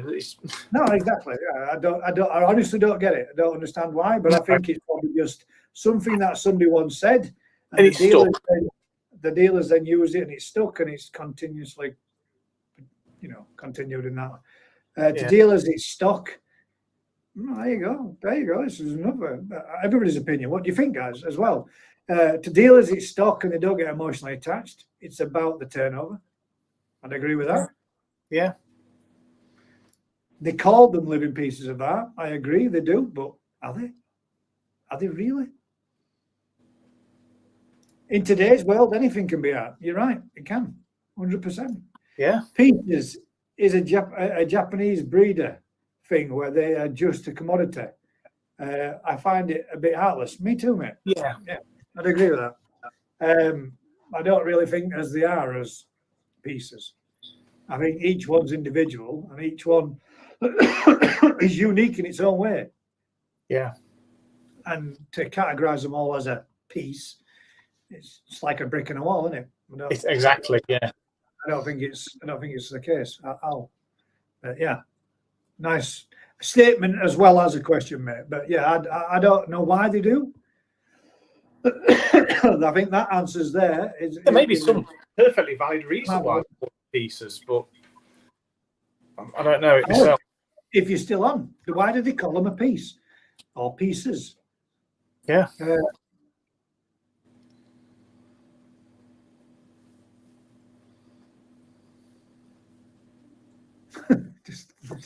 They call them living pieces of art. I've done that one already. Sorry. They call them living jewels, not pieces of art. They do. That's it. They call them living jewels. I think that's the terminology I've heard myself. A piece in Scotland is something you eat. Or in America, it's something you shoot somebody with. It does have feelings of being a bit pretentious. Oh, Paul, good for you, mate. Sorry, mate. Get yourself off to bed, mate. Good night. Enjoy your sleep. Night, Paul. Is early starts again. God, getting up. It's like 3:30 to be at work for 4. That's off to you, mate. Because I couldn't do that shit. Getting up before the sparrows even fart's not for me at all. I'm bad enough at 6:30. I'm a right miserable bastard in the morning, me. I really am. Don't talk to me in the morning. At least till I've had a mouthful of coffee and got halfway down the motorway, then I'm just about ready to have a chat. So, this is the happy guys we're seeing then. DT says good night, Paul. Busy Bee says night, Paul. Sneak About says night, night, mate. I don't fancy joining us, Sneak About. So if you can sneak in, click on the little link at the top of the comments. You'll see it's pinned. If anybody wants to come in and have a chat with us, feel free to join us. You don't have to be a YouTuber. We want to start encouraging more people, and we want to start getting more members of public on. Just come on in. You know, become a regular thing. Become the third piece of the wheel. Who knows? You know, if you want to come on and do it regular, why the hell not? If you want to come on and push your own channel, if you want to come on here and give yourself a shout out, feel free. Come join us. David says, just finished extending my little pond to a bit bigger pond, 1,000 gallons, liner fitted, just waiting for the sealant around the windows to set before filling. Happy days. Nice. 1,000 gallon. That's a good size, yeah. Sneak About says I'm stuffing my face. Maybe not. Actually, that fits in with the theme. We do have certain subscribers that like to watch us eat, and especially comment when Daz does. So, feel free to join us with your face full of pizza or whatever it is. We could have a trifle off. Definitely, Paul. A trifle off. That is something to do. You need to make Daz a trifle meme. You can down one the fastest. I better get in training. Now then, is that the one that we were trying to get hold of? I liked watching the DVD, The Living Jewel by Nick. That's it. You got they that advertised it, and it never materialised, did it? All we got was the trailer, as far as it got. I don't think they ever filmed it. I'm sure they did, but you can't find it nowhere. Where did you find that? Let me know if you've got a copy, mate, and let where you got it from. Because you said you liked watching it. It looked really good, didn't it? From the trailer we saw. No, Paul, it's not, mate. It's not at all. It's for we do have a channel for gaming for all those that do want a game, and it's separated away from the rest of. But we have a koi bay in a sense where people can swap and sell things to each other should they want. We have Koi Lounge 1, 2, 3, 4, and 5. We have some moderator channels, and we have Koi Help channel if anybody ever needs to post anything about issues or problems that they've got with their. I do like trifle, Sneak About says that just comes. I do like trifle, but no, Paul, it's fair.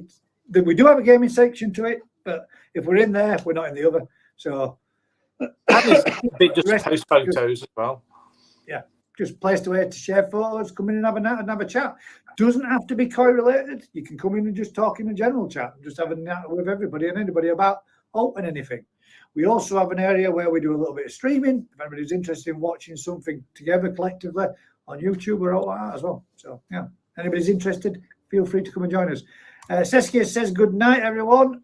Night, Saskia. Thank you very much for joining us. Take care. See you on the next one, hopefully. That was a bit presumptuous of myself. Can't go on tonight. Lisa's mum's just arrived from Cornwall. Well, this is what I was saying, Cole. Sorry, Nip. We want a couple of new people to start showing their faces.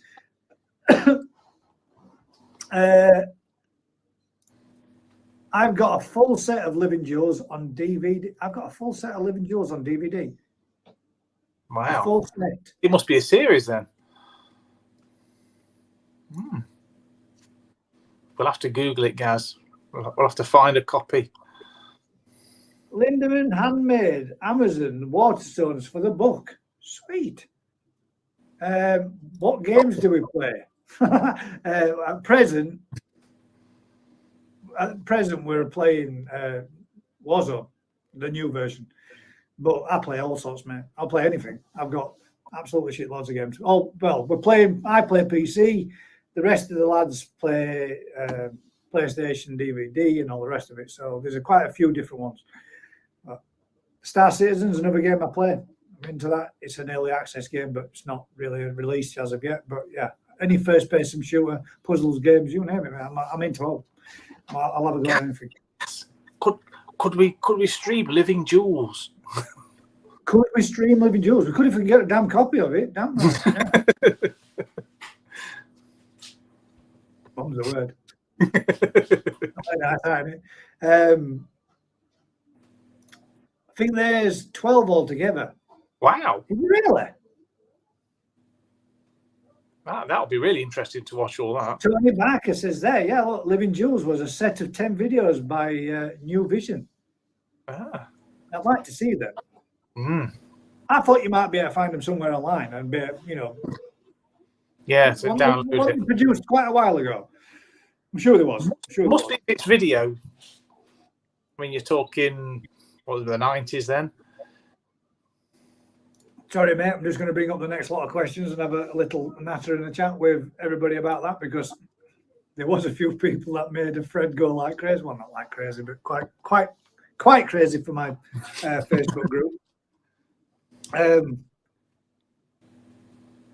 Tony Barker, one of his questions was, how can we educate and encourage new, younger people to our hobby? Well, I think, mate, personally for myself on that one, the only way to encourage new, younger people into the hobby is 1, make it affordable. 2, stop all this old man's boy club and make it so that it is enjoyable and entertaining for all. Because the younger generation just ain't into all this, my pond's bigger than your pond, this, that, and other. The pond snobbery side of things. I think a lot of parents won't expose the kids to that kind of thing either. They won't let them watch it if there's bitching and backbiting involved. Yeah, I would agree. But rightly so. Yeah. I mean, making it a little bit more accessible, a little bit more affordable, and putting on more events as well, where your kids can get involved and there's something there for them to do.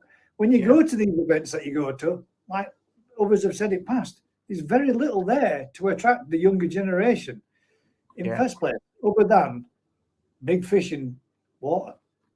And if they're not done by fish, if they're not swayed by fish, or they don't think fish are interesting, you got zero chance of keeping them in interest. I think personally myself, it's something that's installed into you. Like, I think my grandsons will be into fish keeping because they're going to be out there with me when I'm doing what I'm doing in my garden. And I think that's what got me into it. So the next generation, to bring on the children and the grandkids around what they're doing and showing some interest where they can then actually get involved in it. It's like my grandson, 12-month-old last year, were netting fish out of a pond. He wasn't, but he thought he was. And that's the bit that gets them into it. When they think they're having a part of it, and they think they're taking part of it, that's what gets them into it. Yeah. I mean, to be fair, Gaz, probably about 80% of all koi keepers are fishermen. And that's where it stemmed from. That interest in fish and curiosity and everything stemmed from fishing and wanting to bring the fish home and make a pond and put them in your own pond. I mean, that's what got me started. And sadly, a lot of youngsters aren't going into fishing nowadays. The technology has taken over. For the vast majority of it does. When I were a young angler and I first went fishing with my dad probably about 5, maybe 6, 7 year old, and I used to go fishing quite regular. We'd go once, maybe twice a week, and then I got into it and I got the bug. It is a pun, but I mean, I was hooked. I genuinely was. I love the catch, the look. Getting have a nice look at them and releasing. I've never been one for catching, killing, and unless I've done it for sea fishing and I've done it for a meal. I have done. I won't deny it. I won't lie and say I haven't. I've caught mackerel and done that. Yeah, exactly. That's exactly what I've done. Does mackerel as well. And I've literally gone back to caravan and prepped them, cooked them, and eaten them. Yeah, and that to me isn't wrong. I made a meal out of it.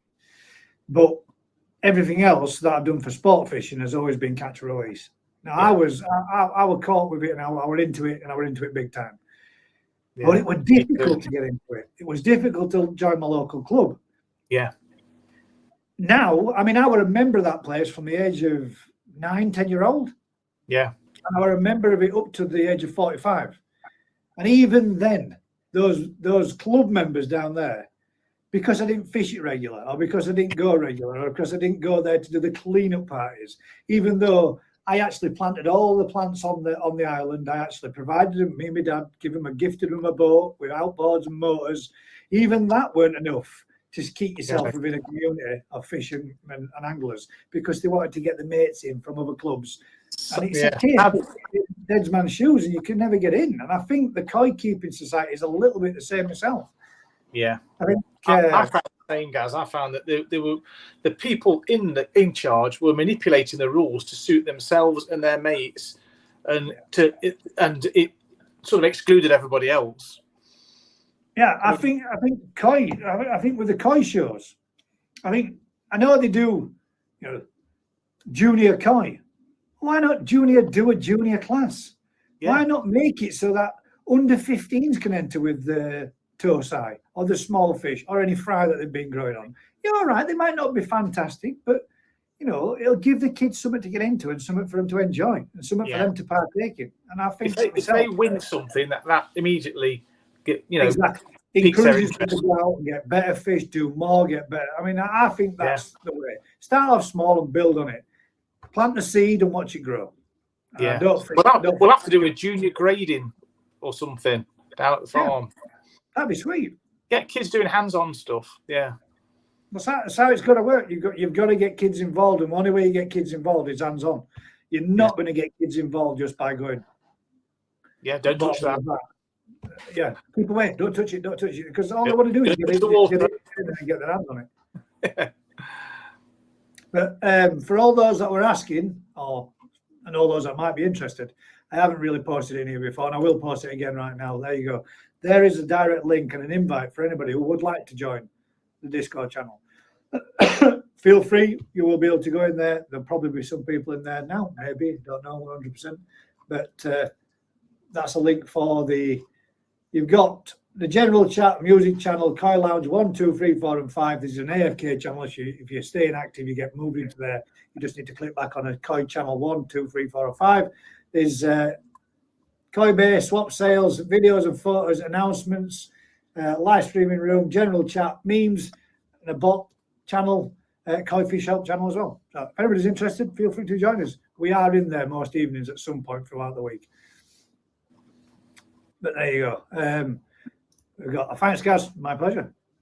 Hope to see you there. What we always do as well, once we finish the live stream, we always go in there to the Koi Lounge for the after chat. So if anybody wants to come and join us in there this evening, we will be in there, and you can come in and have a sit there and chat one-to-one private time with us. Yeah. Stallion says kids like netting, but things is kois aren't a hamster. They don't need petting all the time. I think they will enjoy a Del boy learning how to spot a great fish. Could make a few quid. Well, I'm going to say one thing, mate, right? I disagree with that. And everybody's going to turn around and say, oh, yeah, you should leave your fish and not disturb them. I don't agree. I think the more you interact with your fish, the more relaxed they come around you, the far easier it is to get a fish, should you need to. And I was saying this to a group overnight. Every now and again, I'll lift up my netting and I'll just put a net in. So that my fish see that landing net and they ain't spooked by it. Because familiarization, no matter what you are or who you are, is what makes things easier. The more you're familiar with something, the easier it becomes. So when you want to put and get a net, get a fish out of your pond, you put your net in, they ain't spooked by it, they ain't scared by it, you swim into it. You don't swim away from it. If I get in my pond, which I do quite regular through summer, mess around taking my lilies out, because it's easier than trying to lead them forward. Because I've damn near fallen in a few times. I'd rather slip and get wet to the waist than slip head first. So I do get in. I get in with my fish, and I showed the guys this last year. I were in my pond. my koi swimming around, and my kaku coming up to me, so I could just literally put my hands underneath it and lift it out. Now, if I didn't do that regular and that fish weren't comfortable around me, wouldn't let me do that. It'd be spooked and it'd be off.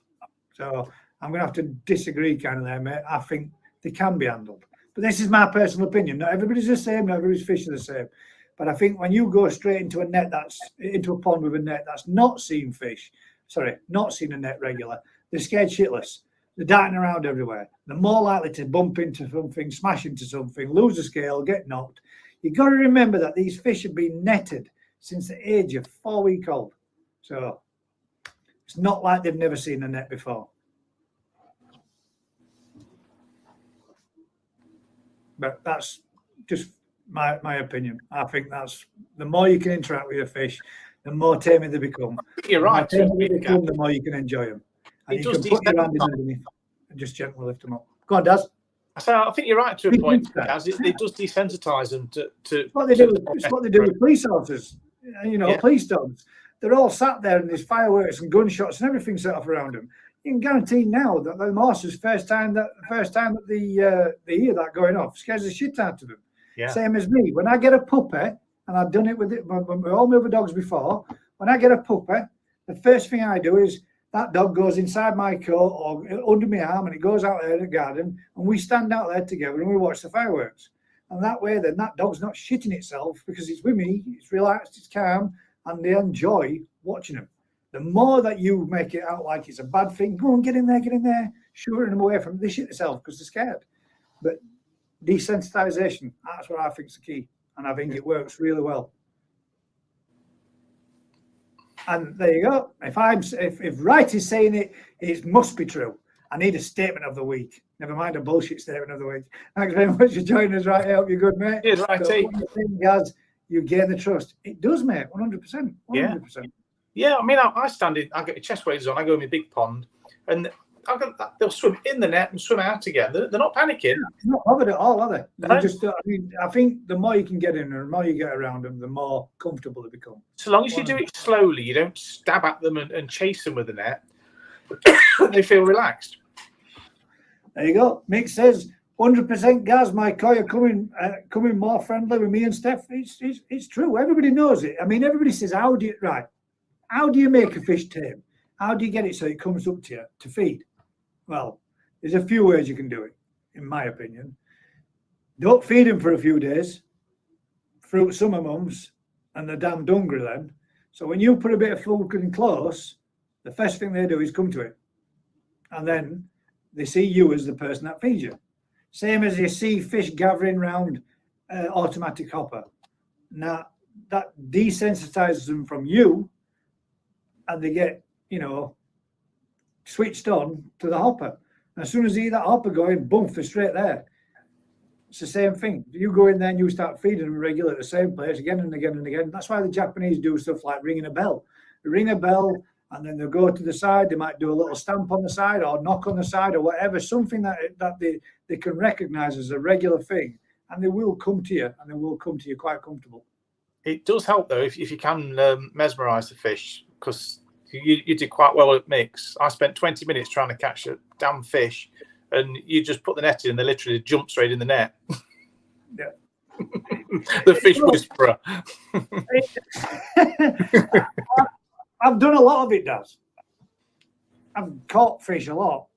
And when you're trying to do it in a tiny little tropical fish tank, you kind of get to work out how fish act. And you know by how they're acting with the body and which position and how they're going to go and which direction they're going to run in. So that's it. You counteract the movement. And once you counteract the movement and get them into a corner, then there's they know that there's nowhere to go. So you just bag them up. Job done. Well, we got a few comments that have come in there. Gas. I just think they were scared of you. It might be that as well, man. It might be the other. That's it. Resistance is futile. Jump in the net. Some councils are concerned that kids might drown if you have a pond in the garden, especially in America. You might have to put a fence around your pond. Well, if it's ridiculously deep. Hang about. We haven't had this one for a while. Now that's what I call bullshit statement of the week.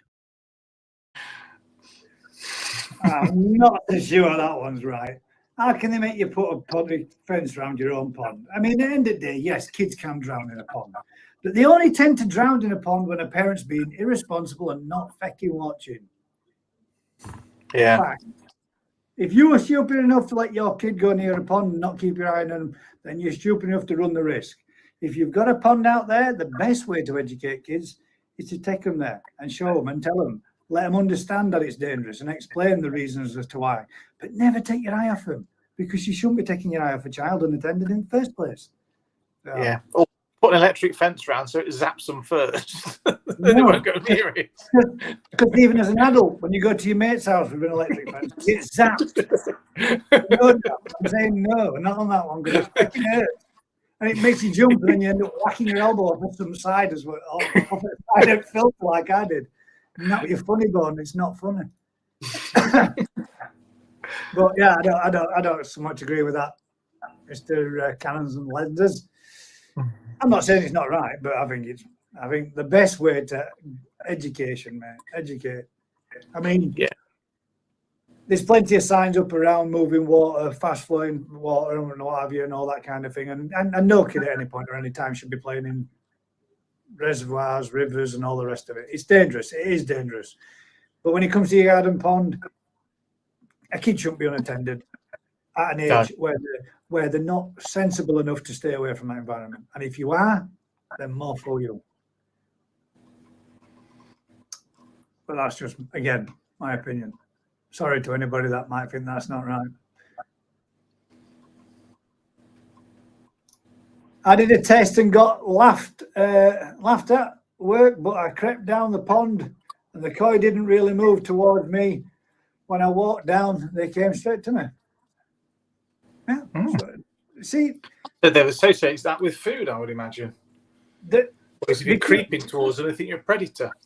Maybe before, when you'll know that some that's new might not do, but when I had our Zeus, I used to boil up the fish quite a lot in the garden, just measuring and having a check on them and what have you, just because I think I like to do it every now and again, see if there's been some growth, make sure there's no problems, just a general check over. That my dog used to get that close and that friendly with the fish that the fish used to react to him. So when the dog went down the garden, you'd see him go down the garden, and the fish would swim to the end of the pond because they knew that he'd go and stand in the end and have a look. So they'd come to him. And when I had him out in the bowl, obviously keeping my eye on him because I'm not going to trust him 100%, but he used to put his head in the bowl and have a look at him, and he'd even lick at the koi. Now, the koi never startled, never thrashed, never jumped, nothing. I knew that they weren't be spooked by him because they'd seen him face to face, and he used to look at him right down at water's edge when they were at garden. Now, when my wife goes out, because she doesn't go out there that regular, they don't react to her. But when I go out there and I'm coming up and down lawn with lawnmower, I've seen them swimming from one end of the pond to the other, following me up and down the garden. That's how. Now, obviously, it's because they want feeding or they want more food, but I'm not going to. They're not doing it just for me. They're doing it because they want the food interaction as well. Yeah. But I think the more you do, yeah. There you go. My two children grew up with a pond. Mine did. Yeah. Well, I did with my mum and dad. All three of us, me and my sisters, we all grew up around ponds. I mean, I'm not going to lie. And say I didn't fall in it.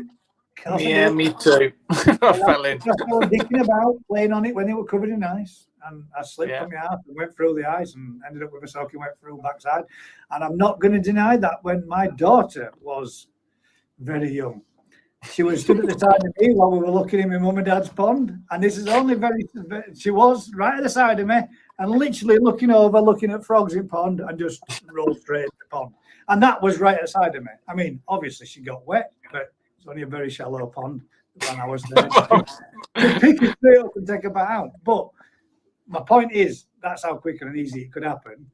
But it weren't. My mum did the same. But it weren't the fact I was there, so I could pick my child up and say, "Oh crap, let's go and get you dry."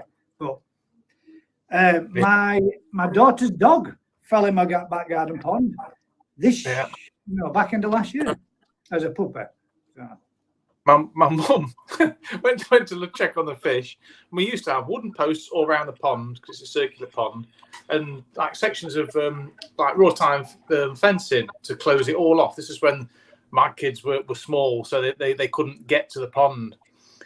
My dad, I think this was probably the time when his dementia was setting in, unscrewed the panels to paint them, and he didn't screw them back up. So my mum went to the pond, grabbed hold of the metal railings to have a look in, and went straight in head first. She'd come out covered in blanket weed. Not very happy. I bet your dad's name was Mud then, wasn't it? Yeah, I bet he was in the doghouse, wasn't he? Yeah.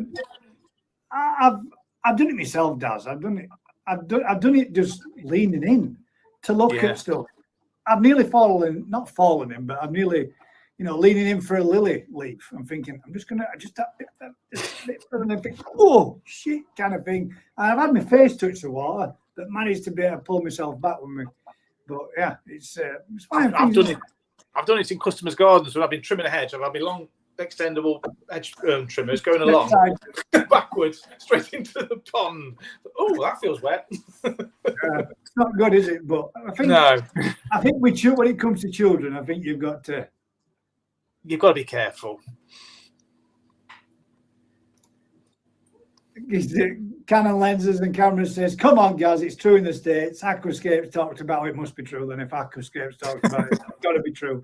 But to be fair, Dave, Paul, it probably is true because no doubt, most people in the States will be suing each other left, right, exactly. Yes. There's something else to get a lawsuit for, innit? So probably is true over there, mate.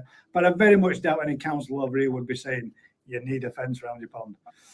And if they do, they're going to get told to go themselves with my garden because it's my private land, mate, and they ain't going to tell me what I'm doing with it. Yeah. Now then, is this the real Mr. Alan Tate? If it is, and you've got a high gas, can I come on your live chat next week? You certainly can, mate. Yeah. 100%. If you would like to come on, if you want to drop me an email, and I can send you a link, or we can just copy and paste that. There's my email address, mate. But yeah, it would be my pleasure to have somebody such as yourself come on my show, mate. I would find that it would be an honour. It would be an honour, yeah. Very much fun. I'd love to just be able to sit here and listen to somebody else and get some tips and info and anything that you would like to share with our community would be fantastic, mate. But yeah, 100%. That'd be great. Tony Barker says, get on now, Alan. Links there. Feel free. But yeah, more than welcome.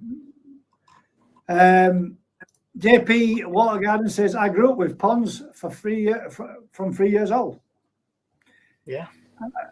I think that's what it is. I think if you've got, see, to me, that's what makes a garden, because I've always seen a garden with a water feature.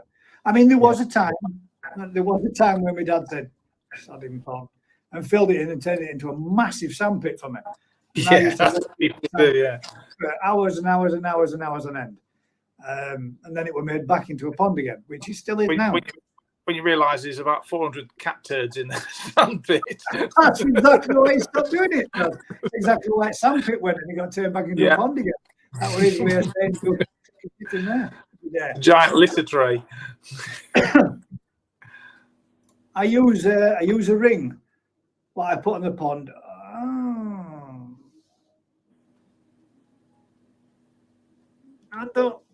No, I'm not saying you shouldn't, mate. But for me, I don't think a feeding ring is a good idea. No, I agree with you, Gaz. I think it interferes with the natural feeding behaviour of the fish, and it detracts, for me personally, it detracts from the whole feeding regime. I like to see the fish swimming around doing the thing and feeding here, there, and everywhere. I think, me personally, for a pond, spot feeding is the best thing to do. Yeah, and that reason behind it, and the more I started doing it, I haven't seen massive growth, and I'm not going to deny it. I haven't seen massive stupid growth like some people do, but I'm damn happy about that with the growth that I have had. I don't want to see my fish looking like they're on roids because I don't think it's natural. But since I started more spot feeding and feeding smaller pellets, I have seen more growth. And I think by spot feeding, you give other fish, which are smaller, the opportunity to feed more freely. When you confine it all to one area, you've got those fish that, you know, your greedy feeders. I mean, there are always those ones that are straight away and quite vigorous whilst they do. Now, if you've got those fish coming up, clashing against other fish, bashing up against other fish, you're losing scales, mate. And I don't think that's good for fish. It's not natural. I mean, you know, however big area. The only time where I think a feeding ring could be appropriate is if you've got a skimmer, and if the skimmer is swallowing the food faster than the fish can. Yeah, that would be the only time, Daz, I would agree with it myself.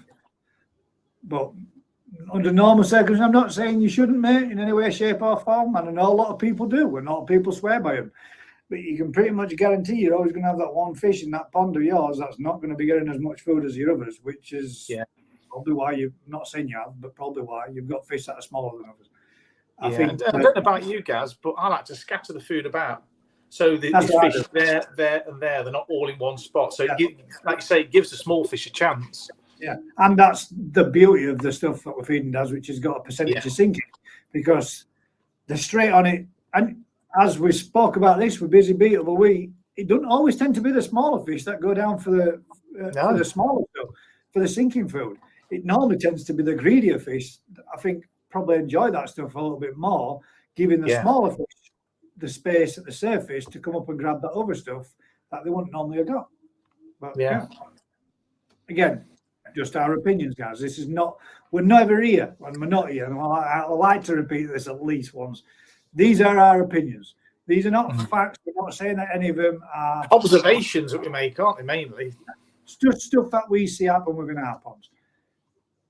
Righty says, I've heard that some parts of the US do have fences on the ponds, but you can go out and buy machine guns. Yes. Say no more, Righty. You're right there, mate. 100%. Got more chance of getting eaten by an alligator than falling in a pond. Busy Bee says, I hand feed my koi once a day, always in the same place, approximately the same amount, about 15 minutes before they all congregate waiting for me. There you go. See? Yeah. Exactly. Alan Tate says, yes, it is 100%. The genuine, real man, the man, the myth, legend himself. Mate, if you would come on, that would be absolutely brilliant. When we do go to his Adam Byers visit, I am going to see if I can try and get Adam on.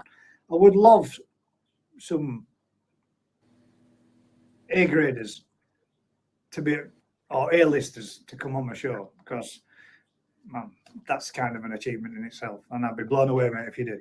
Really would be appreciated. Yeah, would appreciate it. Yeah, that would be fantastic. A machine gun, right? That's a good idea to keep the kids away from the pond. That definitely. And the cats. Don't go near it again. Tom's Koi and Garden says my nephew fell backwards in my first pond, in-ground pond, age 3. He went in. His dad instantly grabbed a leg out, and he came out. Soon built a wall around the front. Did you really? So you didn't think he'd learn his lesson from falling in pond backwards? No. See, the thing, right? My theory to this is, when a kid goes up to a fire and they go there and you go, don't touch that, don't touch that, don't touch it, don't touch it, don't touch it. It's hot, it's going to burn, it's going to burn. Now, a lot of people go out and buy a fire guard, but you'll be surprised just how quick a kid will learn when they realise that something is warm, that they won't go near it again. Putting a fire guard up means you're the kind of person that goes, you know what? I'm going to disappear off out of this room so that kid can go near that fire. Yeah. I don't think it's like my grandson's 2-year-old. He knows the radiator's hot. You don't touch it. You know why? Because it hurts. And it tends to learn your lesson. Now, when my kids were young, I had one that would like to go to the fire. So I didn't let him get burnt, obviously. But I took his hand close to the fire to the point where it got warm. And when it got warm and he tried to pull his hand away, That was the point when I thought he's learned his lesson. Guess what? Never went near that fire again. So you fall in a pond, you tend to learn your lesson from it and stay away from it. Yeah. I'm not saying that everybody should go out there and chuck the kid in the pond or anything like that. But I don't believe you should go out Baptism there of fire. and build a great big wall around your pond. I'm not saying you shouldn't have done, mate, but I wouldn't have done that. I would have educated the child not to go near it and gone there to that edge with him and said, oh, careful. If you fall in here, you're going to get wet. It's deep. It's above your head. Same as you would do by a swimming pool. You wouldn't just let your kid walk around by the side of a swimming pool, would you? It's the same principle. But you don't turn around and say, hey, Mr. Pool owner, will you do me a favour and put a 5-foot wall around that swimming pool so my kid can't fall in? Yeah. We all parent different, though, don't we? We all parent different. Been seeing Alan Tate bidding on some nice fish on the WhatsApp group. I'm on some nice ones. Can we do it twice in one night? Go on. Yeah. I think that deserved. He's worthy. Sorry, Stallion, but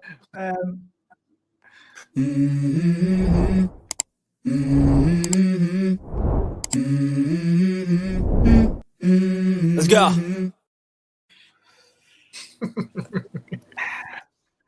Some of these go straight up at the top of my head, and half the time I'm thinking I can't read. I can't read it anyway. I struggle with reading, but damn it, sometimes you guys make it really hard. It would be good to hear from Alan. It really would. It'd be awesome. Next week, guys, I have an article to finish tonight. I will email you guys. Thank you very much, Alan. I appreciate that. That'd be sweet. Thanks, Alan. How did that just do that? I hate it when it does that. Oh, here we go. Here we go. It's the fun. Yeah, even in the UK, you have to make a fully clear it's a pond, but the sound of running water is a good shout. But even lights, good idea.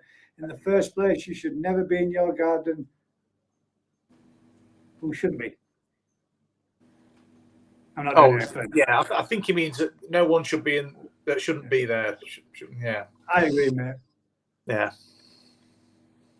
If a burglar falls in and drowns, it's his own problem. Shouldn't be there. Did Mini Gaz make sandcastles with mini moats as a youngster? Create a small pond around them, castle, and the beginning of Gaz's interest in ponds. Do you know what I used to do? I used to get the sandcastle. You fill it with, get all your sand in, but I used to soak it and wet it all first, so you could always, when it's slightly wet, you can mold it and shape it more. And I used to make little roads all the way around it, and you used to have tiny little cars like monster trucks with big wheels on them that didn't sink down into sand. And I used to make little houses and garages and carve them all out of the sand, and then get gutted when I come back following morning and it all collapsed. That's the kind of stuff I used to do. I see that being a prob with 95% of auto feeders. They dump the food in a pile, causing fish to smash into each other. Ones that sprinkle it and flick it out and fire it at a distance, which is the reason why I say it. I think spot feeding is a better idea, because those machines that cascade it out and fire it out everywhere, you aren't concentrating all your fish just there, are you? They're all sporadic everywhere. That's why I think they're a better idea. And, that general type of feeding methods are better than, especially the one with the ring.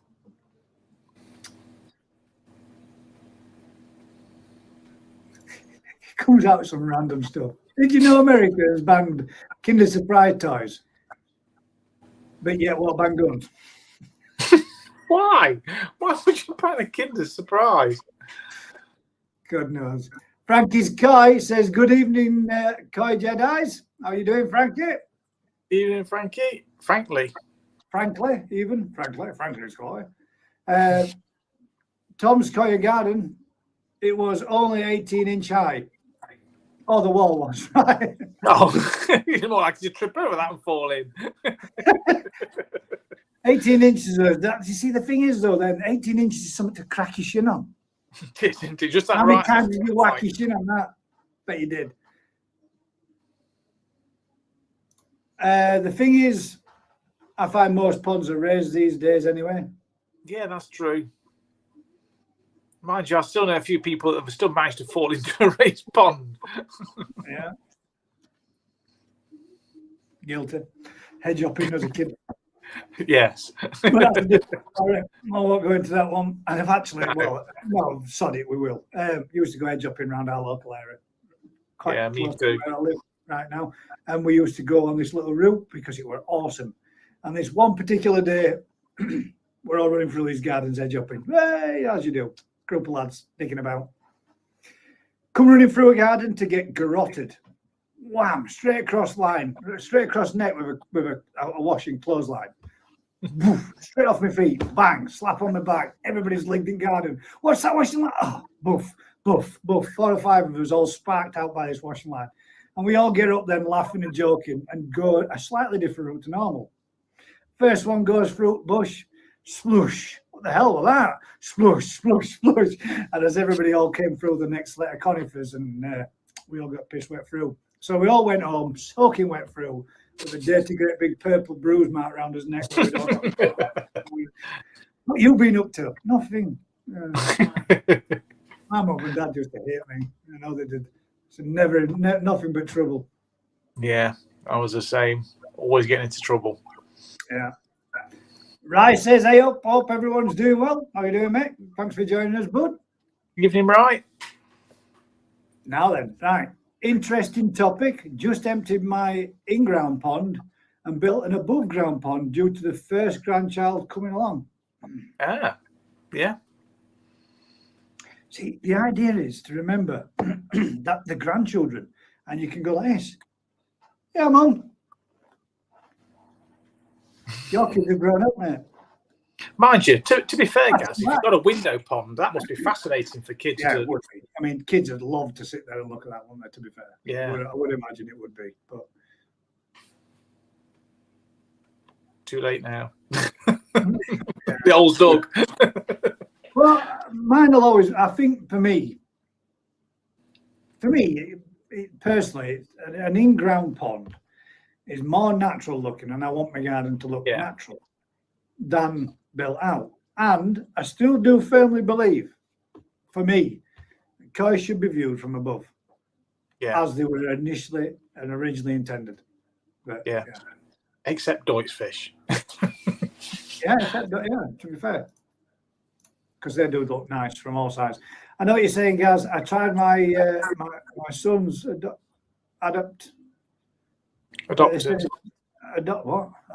I tried to have my son adopted. Tried to have my son adopted, but they said it's a bit late now. He's 43.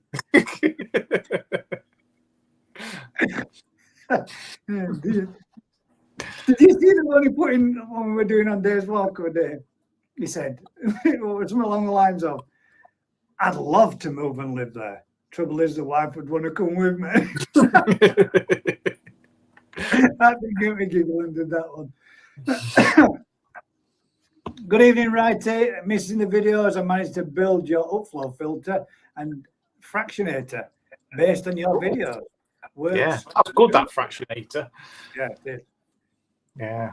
Don't mind, Righty, you've got some decent skill, mate. You can pretty much make absolutely anything. Yeah.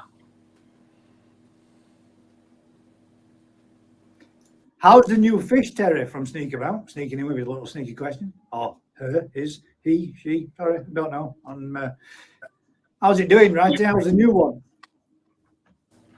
He's got some nice fish, some brutes, some monsters. Yeah. I'm looking forward to watching that one. Yeah. It's eating well, thanks. Brilliant. That's what I want to hear. Phil Walker says, good evening all. Sorry I'm late. Sorry, mate. More than welcome to turn up anytime you want, but there's no clocking in time in here. Well, there's a clocking out one when we get to that time. Let's go on to another one, Daz. Let's see if we've got little Vicky.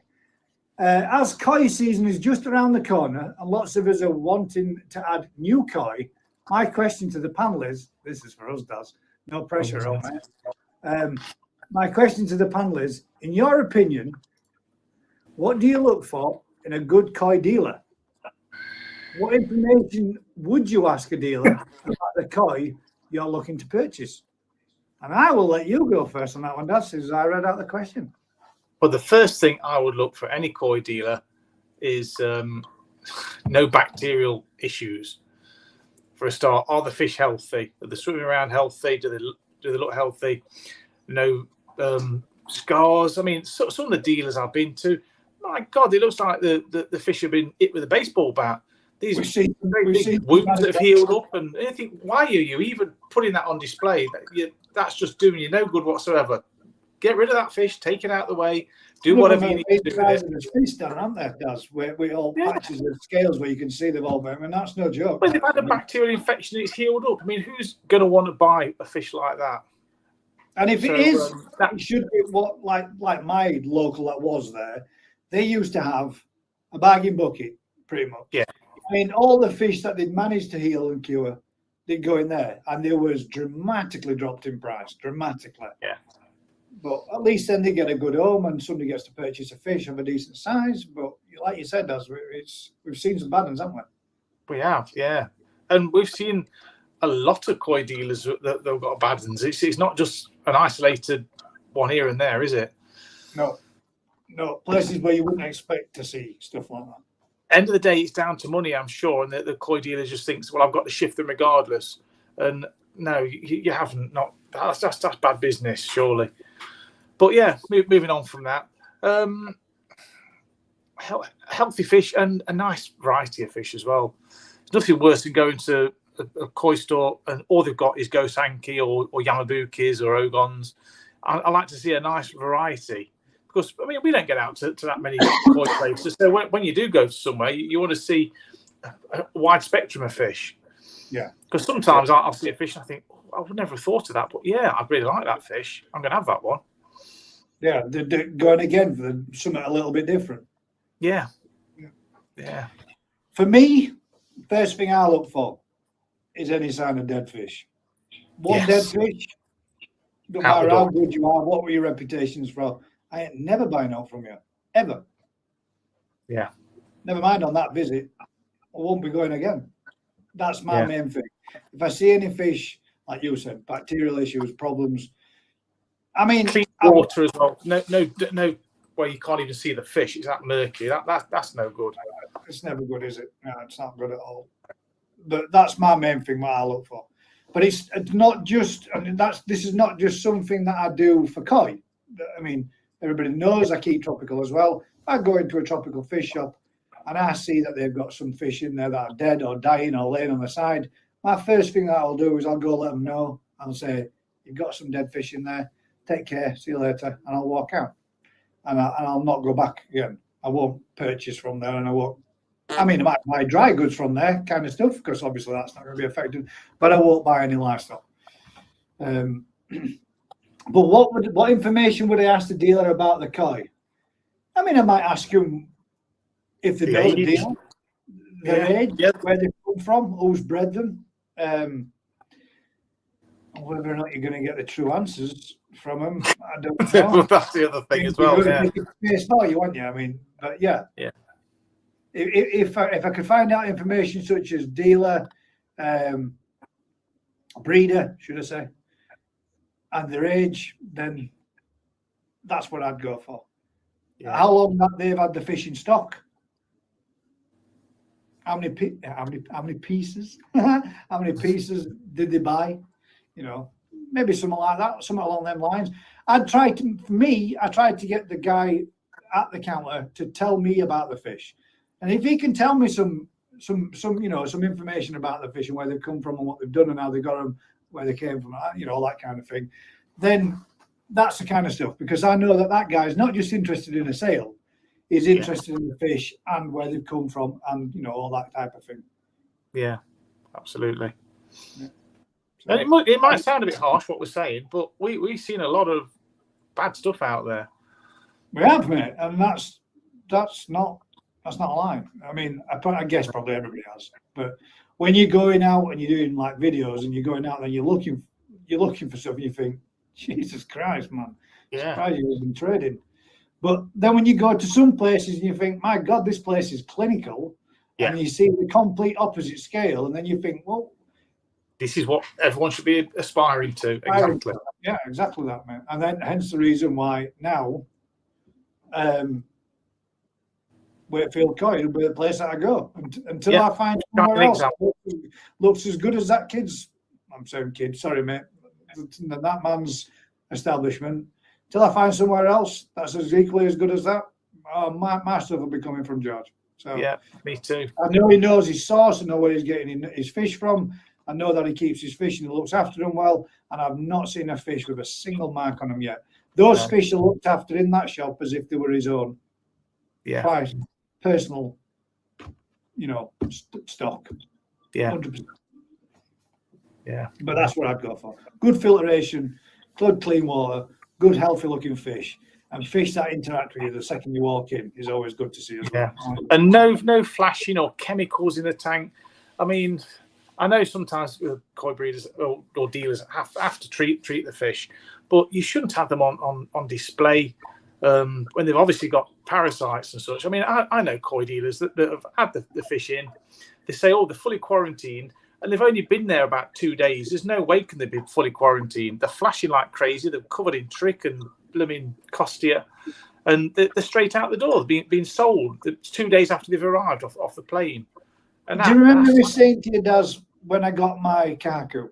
Now, yeah, I'm not saying it's the world's best Kaku, but it was bought for me by my eldest son, and to me, that makes it special. Yeah, it is 100%. I mean, that were a lot of money that he spent on that fish at the time, and at his age, I were blown away. But when we went there were two fish that I liked. One was that Kaku, and one was a Serigoi, and then there was another one as well, and I forgot what type it was. Now I asked him to ball up all three so we could have a look at them. And when he did, the fish, as he stuck the net in, it spooked the fish. It come up, bump, and it hit the jump guard, bang, straight on edge of the jump guard and flopped back into the pond.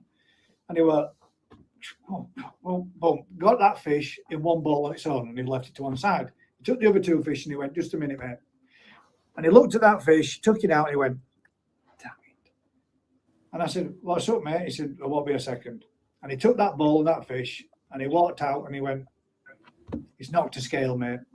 He said, that fish is not for sale now until I know 100% that fish is in quarantine. And he said, you're welcome to come and look. And he took us in, and it were in there in a vat on its own with a net, with a top over, a netting over top, so it couldn't jump out, and it was quarantined in a vat on its own. And I thought to myself straight away, that's the kind of person to buy a fish from, because he won't sell a fish that literally just had the slightest knock and just lost one scale. Yeah, and he thought, oof, straight away. Now, the other thing that he did when we purchased the two fish from him, he said, right, mate, these two fish that you're taking then, you can have that one and that one instead. If that's what you're happy with, do you a little bit of a discount because you didn't get the one you wanted. I thought, well, happy days, even better. And then he got another bowl out, filled it up with pond water. He netted the fish, and he PP dipped them before he bagged them up. And I've never, ever seen anybody do that before. And he brought the fish back, and it looked kind of purple. And I was like, what the hell was that stuff you put on him? I didn't know at the time what he'd used. And then I Googled it and found out that it was PP. And I thought, I wonder why he did that. But I've never ever seen it done before.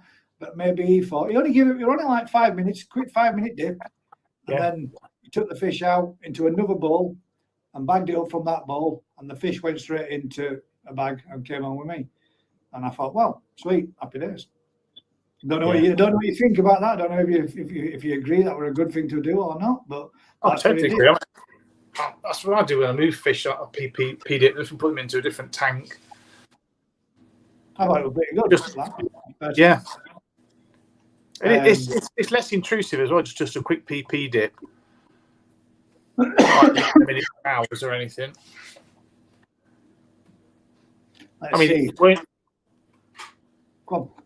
It won't eradicate things like bacterial infections, but it will neutralise any parasites or other than flukes that the fish may be bringing in.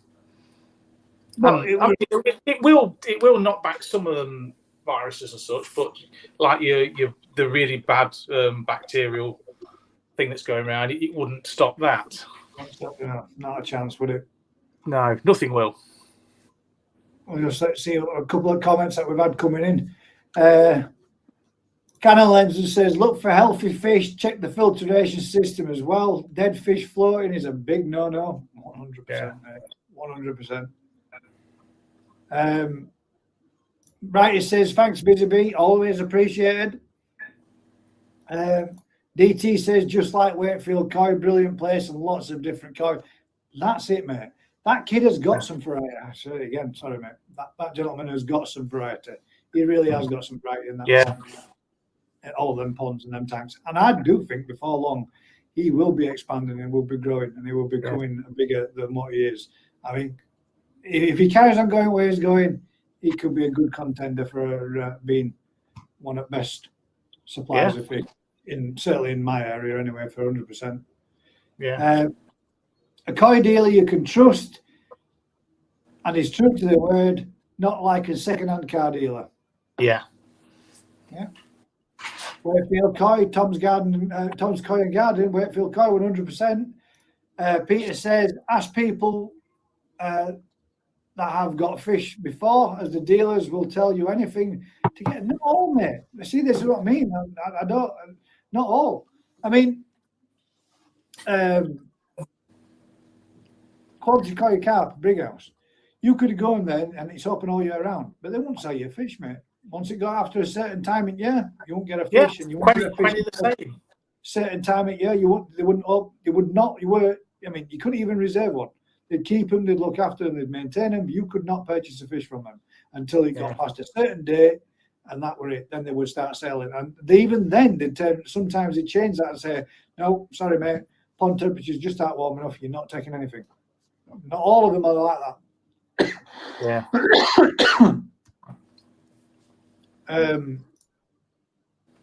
Farmer Koi says, nice to see these filters working, but I have also seen filter systems neglected with rubbish all around them. Yeah.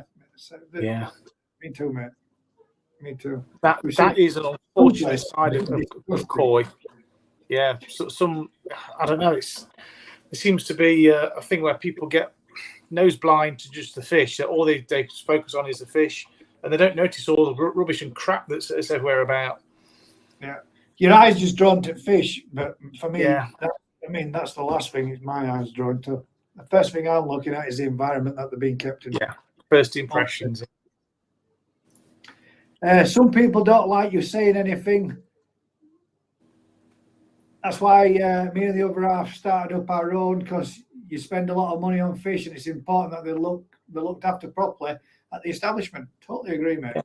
Totally agree. Yeah. Frankly Koi says, I PP every fish on day 3 after putting them in a segregation tank and then hold them in the holding tank for 4 weeks. Yeah, that's a pretty good regime. Yeah. Bought infected fish, which have wiped my pond out twice. Total strip, disinfect and restart. And it's a sickening, mate, when it happens, isn't it? Yes. All that, what you've put in, all that growth, all that time, all that, all those, your favourite fish, because we all have them. We can honestly say they don't, because we do. We all have his favourite fish. You go through all that and then you lose them all just from one silly slip up. Yeah. That's my only thing that guts me, not having a quarantine system. And I really do think, and I firmly do believe that everybody should have one, but my garden's just not big enough to do it. Gaz, the mini pond, just empty it out and have that as your quarantine. I could. I mean, it would work as one does. It would do it. It would. Yeah. But then what would I do with all your little fry that's in there? Recycling. That's what we're doing. There's been a lot of that lately, unfortunately, from Busy Bee. I agree, there has Busy Bee. The fish seemed okay. Day 2 tested due to flashing. It was covered in flukes, lesson, and I think sleep sickness. Yes, having a shameful of the koi dealer. Yeah. Mm-hmm. Can you send me the address of Wakefield Koi? I would like to take a look. I certainly can, mate. 100%. It's in your neck of the woods as well. I will do, mate. I'll forward it you through, bud. I'll drop you a message in. What's it called? Messenger. I'll drop you a link in there, mate. Abso-friggin-lutely. And so friggin-lutely. God, you'll not get me every time. There are a few of them out there with no shame. There is. I like Wakefield Koi a lot. I like it a lot. Yeah. Carol Yeah, says, me too. good night. Bless and take care. Thank you very much for joining us again, Carol. I hope you're well. Yeah, thanks, Carol. Take care. Good We'll night. see you on the next one. I fed Maidenhead aquatic stores are really bad. Yeah. I'm not going to name names, mate, but that was your comment, not mine. But Yeah.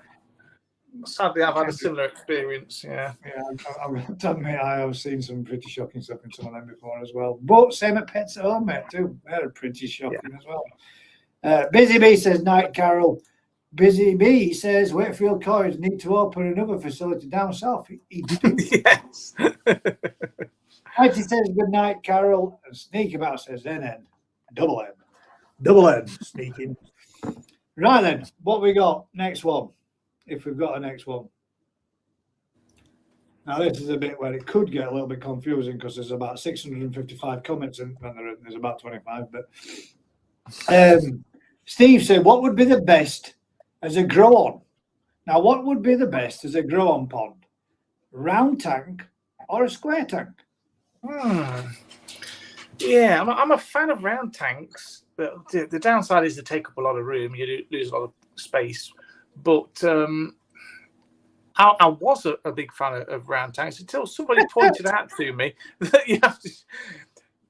Well, when you've got your directional flow going one way, it tends to misshape the fish. They tend to develop a bit of a curve. That were going to be my answer as well.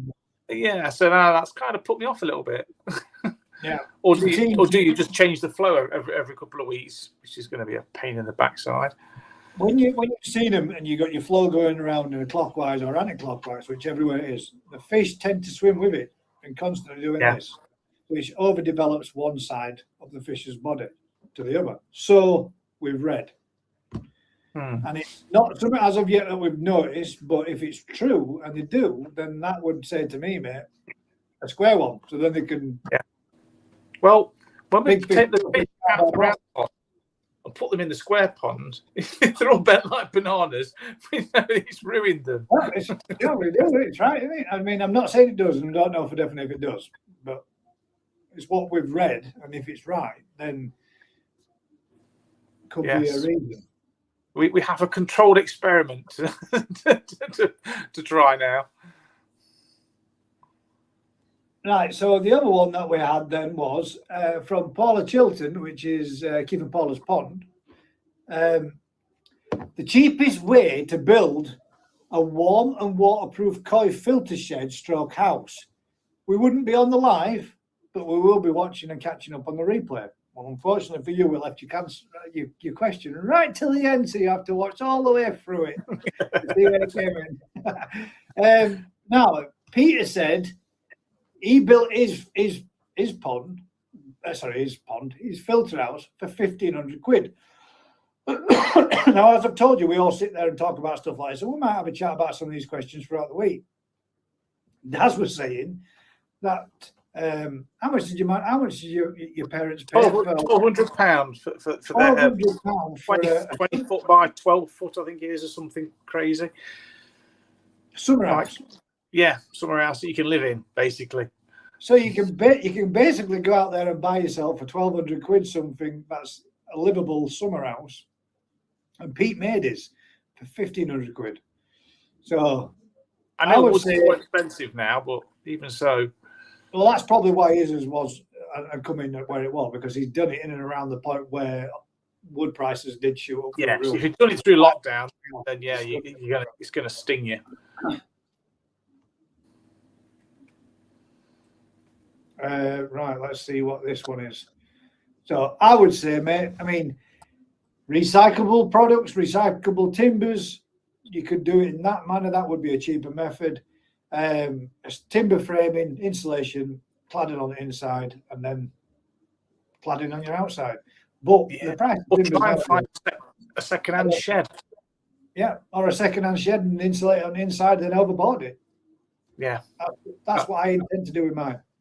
yeah, Finish it, board it over top, back over again, and then I've got that extra, layer. yeah.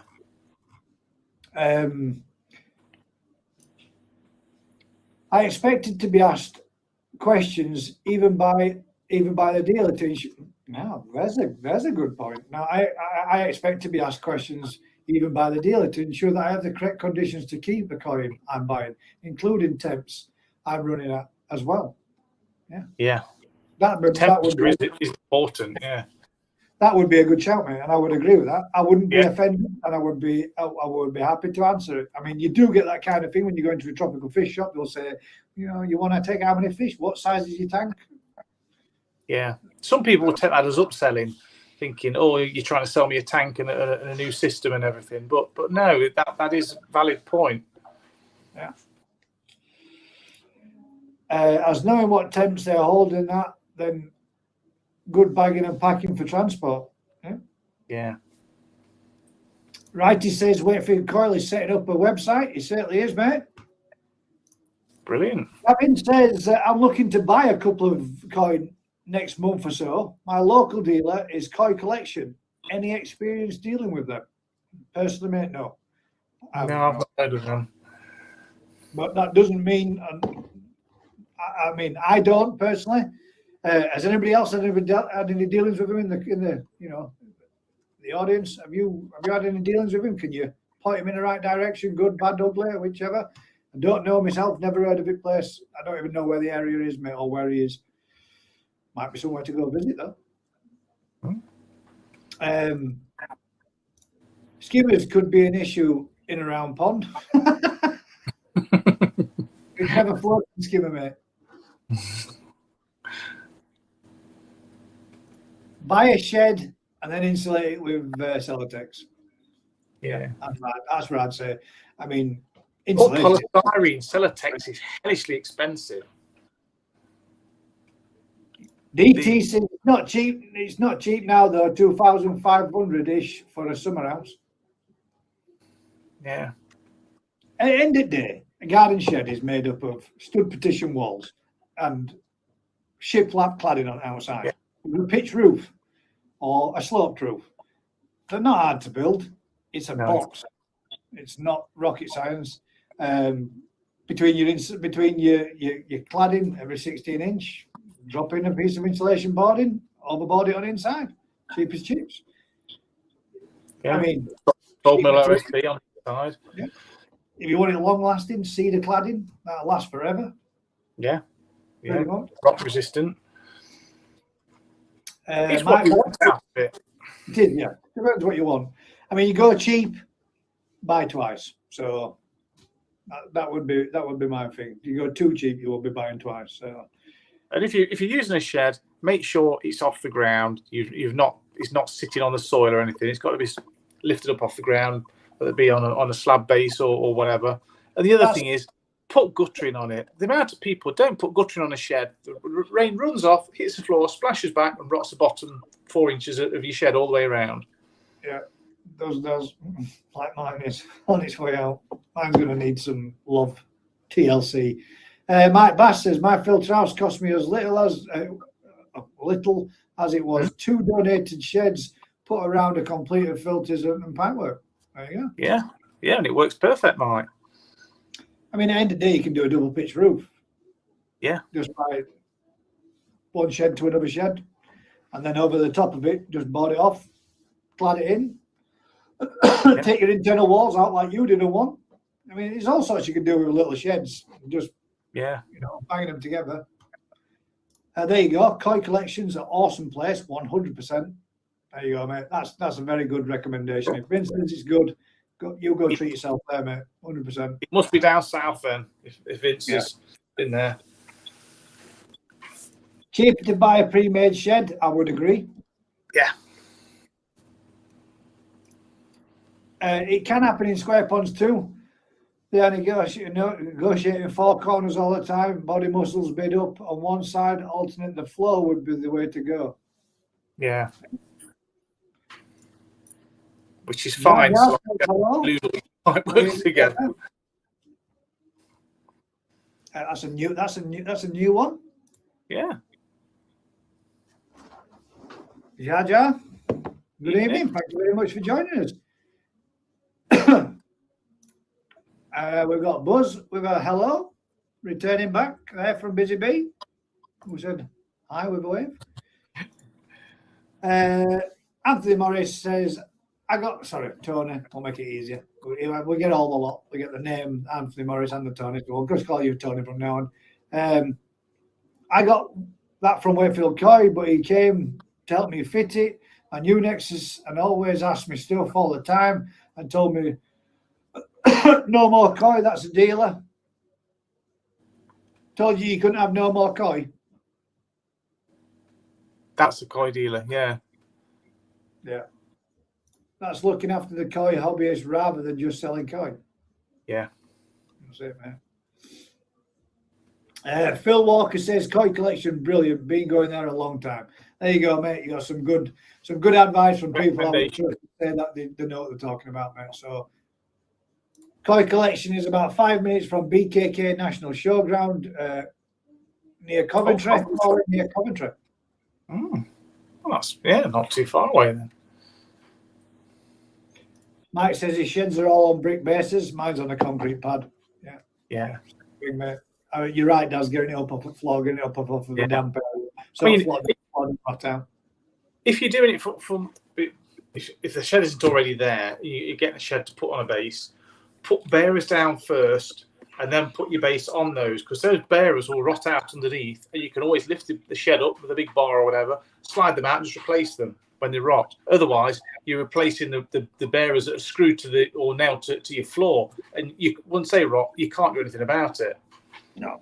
Well, it's difficult. Yeah, we might as well be taking the whole job lot to bits, haven't you, and start again. Yeah. You can use polystyrene boards as cheap installation, and it does work very well, mate. It does, especially if you're cladding it over the top with something else anyway.